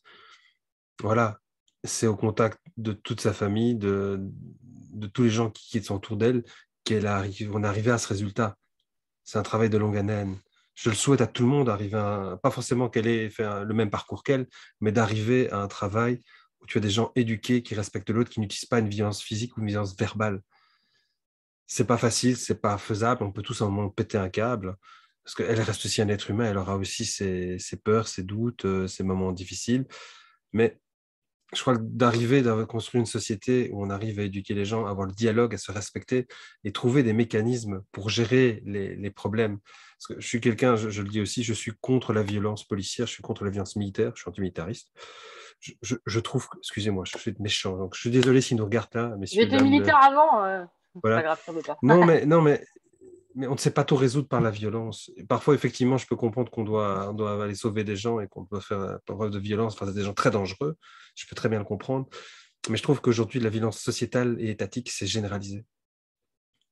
Et je pense qu'on doit retrouver quand même, si on veut construire une société de respect, si on veut construire une société où l'humain est nouveau au centre, quel qu'il soit, quelle que soit son identité, il faut quand même utiliser des outils comme le langage, le dialogue, la compréhension. Et souvent, les gens spécialistes allez, quand tu parles, ça finit par log, je ne sais plus comment on dit, les Pédagogue, spécialistes de la langue, de langage, de l'expression, les comment on appelle ça? linguistes. Les linguistes, mais il y a encore autre chose que la manière de parler. Il a été trouvé, au fait, j'avais lu une étude là-dessus, que quand tu es difficile à t'exprimer, et souvent Les orthophonistes. les orthophonistes, quand tu es difficile à t'exprimer et à mettre des mots sur ce que tu ressens, facilement, c'est la violence qui vient.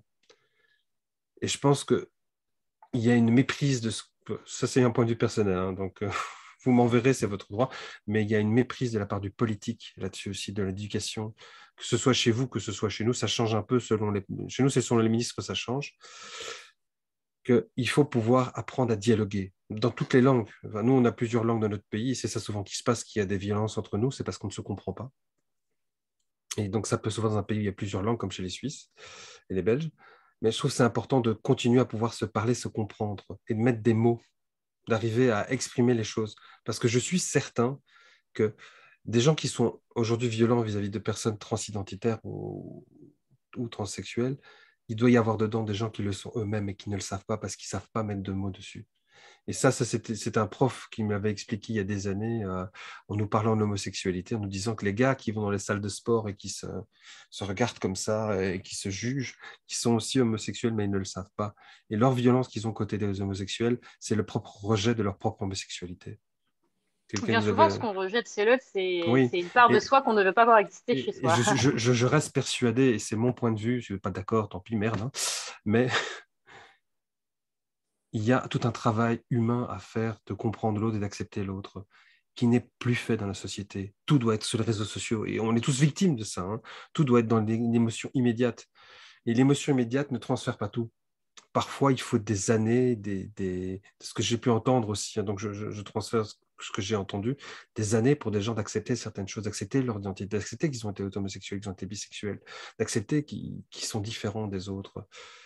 Tout ça, au fait, dans notre société, comme tout doit être immédiat, tout doit être rapide, tout par rapport au marché, on doit rentabiliser, on doit être un élément, une ressource humaine. Tout ça, au fait, nie le côté de l'humain qui est complexe. On met 18 ans à être adulte selon la loi. Et parfois, on met plus pour être adulte. Parfois, il y a des gens qui ont besoin de plus de temps. Donc, c'est un peu faux cul de cette société qui est là. Je suis désolé, je dévie, vous allez sûrement me prendre en disant Max ta gueule, mais société qui dévie et qui finalement oublie l'être humain, oublie ce qu'elle est, oublie que son développement, il va se faire tout au cours de sa vie. Et donc, c'est pas quand tu racontes quand tu rencontres quelqu'un à 20 ans, elle va peut-être être différente à 40 ans. Enfin, voilà. L'acceptation du changement intérieur Voilà. et extérieur. Désolé si j'ai pris un peu de temps. J'aime beaucoup ce que tu dis. Surtout, l'idée de se dire, le véritable changement, il se fait pas quand on agit sur le monde, il se fait quand on agit sur soi-même, sur sa perception des choses, sur sa résilience.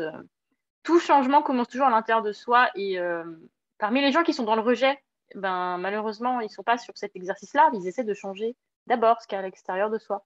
Et moi, c'est mon petit mot de la fin. On va arriver d'ailleurs sur la fin. Est-ce que vous avez un petit mot de la fin, d'ailleurs? À vous les micros. Sur tout ce qu'on a pu dire,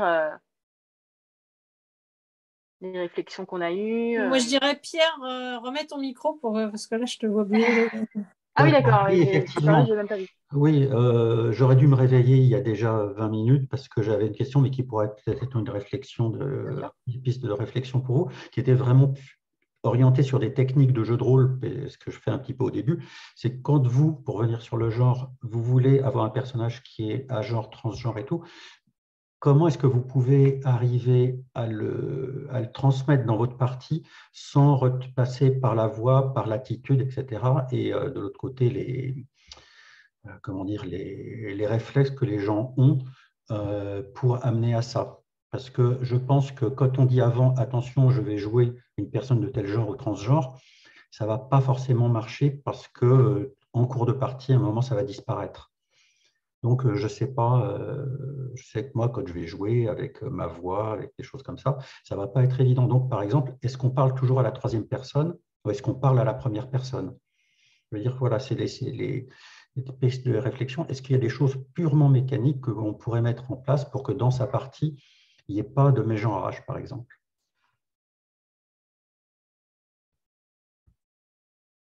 J'allais dire l'entraînement, mais Oui, voilà, ça peut être tout simplement ça, mais une fiche mémotechnique, un signe visuel distinctif. Tu peux multiplier les informations, les signaux. Ça peut être les sons, l'image, selon si tu es auditif, visuel, la répétitivité. Bon, là, on parle du domaine de l'apprentissage. Moi, ma spécialité, c'est plus l'apprentissage. Donc, je peux te donner plein de pistes de réflexion sur comment mettre en place une habitude. Mais après, c'est plus trop le sujet de la conférence. Mais, sur les processus d'apprentissage, il y a plein de trucs à mettre en place. ok. Non, mais c'était voilà, juste pour un truc qui m'est venu un petit peu tard, malheureusement, excusez-moi. Ouais, à une table, pour pas te planter, tu peux mettre des signes visuels sur les personnes, leur filer une gommette sur l'épaule, un truc où tu sais que, ah oui, à chaque fois que je la regarde ou que je le regarde, je sais que ce signe distinctif, ça me fait faire le twist. Tu as plein de mémotechniques. Moi qui suis TDAH, je peux dire que j'en ai plein des trucs mémotechniques, sinon, laisse tomber, mon cerveau, il a zéro mémoire, quoi. C'est pour Moi, ça que j'oublie souvent les questions que je dois poser en conférence.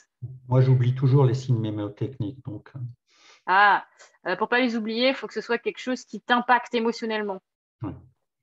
Par exemple, si tu aimes les fleurs, bah, tu vas mettre des fleurs de couleurs différentes parce que tu vas y être plus sensible.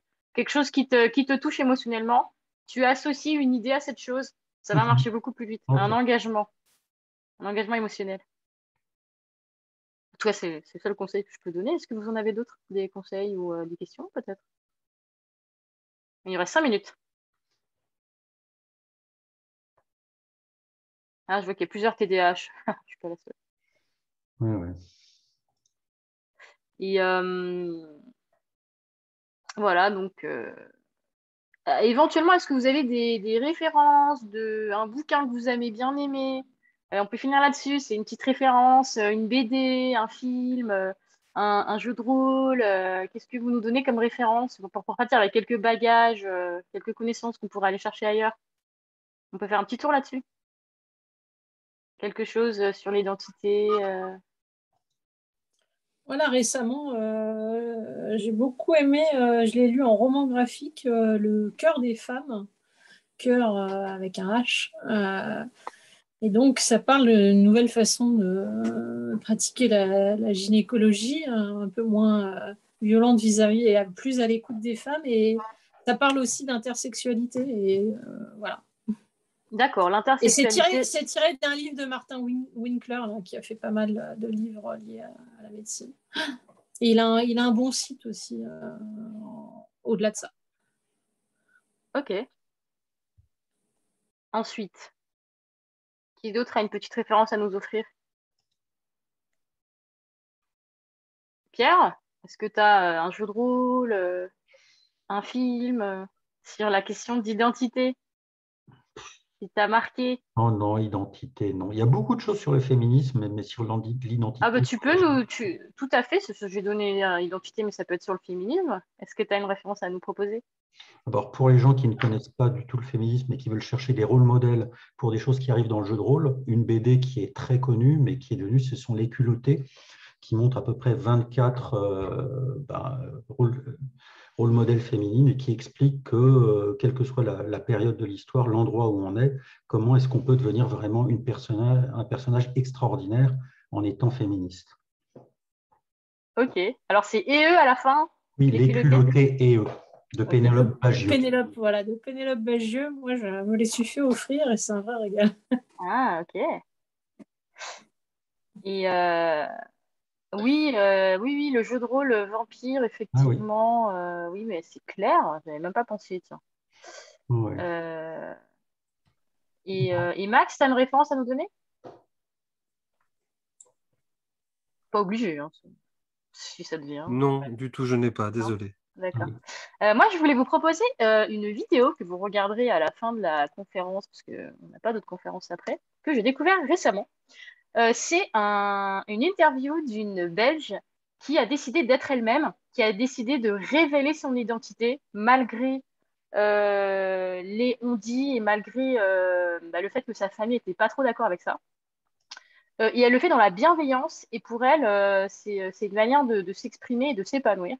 Elle fait du jeu de rôle scénarisé exclusivement dans la catégorie de la domination, mais elle se déshabille pas, il n'y a pas de relation sexuelle du tout, hein. C'est vraiment purement de la domination. Ce n'est pas sexuel du tout. Enfin, elle n'a pas de relation. Et je trouvais que c'était très touchant son témoignage, puisque ça fait avoir un autre regard sur déjà le fait d'assumer son identité, le fait qu'elle en fait pas H24, c'est pas une déviance, voilà, et que c'est plutôt très sain, et comment on peut changer en fait la vision de quelque chose grâce à un témoignage très finalement sensible, où elle est vraiment très très bienveillante, c'est-à-dire qu'elle a des clients qui viennent, si finalement ils s'effondrent émotionnellement, elle les enroule dans un plaid et ils passent 3 heures à discuter autour d'une tisane, quoi. C'est pas du tout le truc où il faut être dans la performance, absolument pas, quoi. Voilà, donc ça m'a énormément touchée et je voulais vous le partager avec vous. Et oui, beaucoup de rapports effectivement entre le JDR et le BDSM. Et non, on a une autre référence qui est Variation on Your Body ou Monster Hearts en JDR. Je vais copier-coller vos références sur le Discord dans suite discussion. Je ne sais plus quel salon, mais bon, vous allez le trouver. C'est ou un ou deux ou trois. Suite discussion sur le Discord de la Fédération française de jeux de rôle. Je vais récupérer les références et je vais les mettre dessus.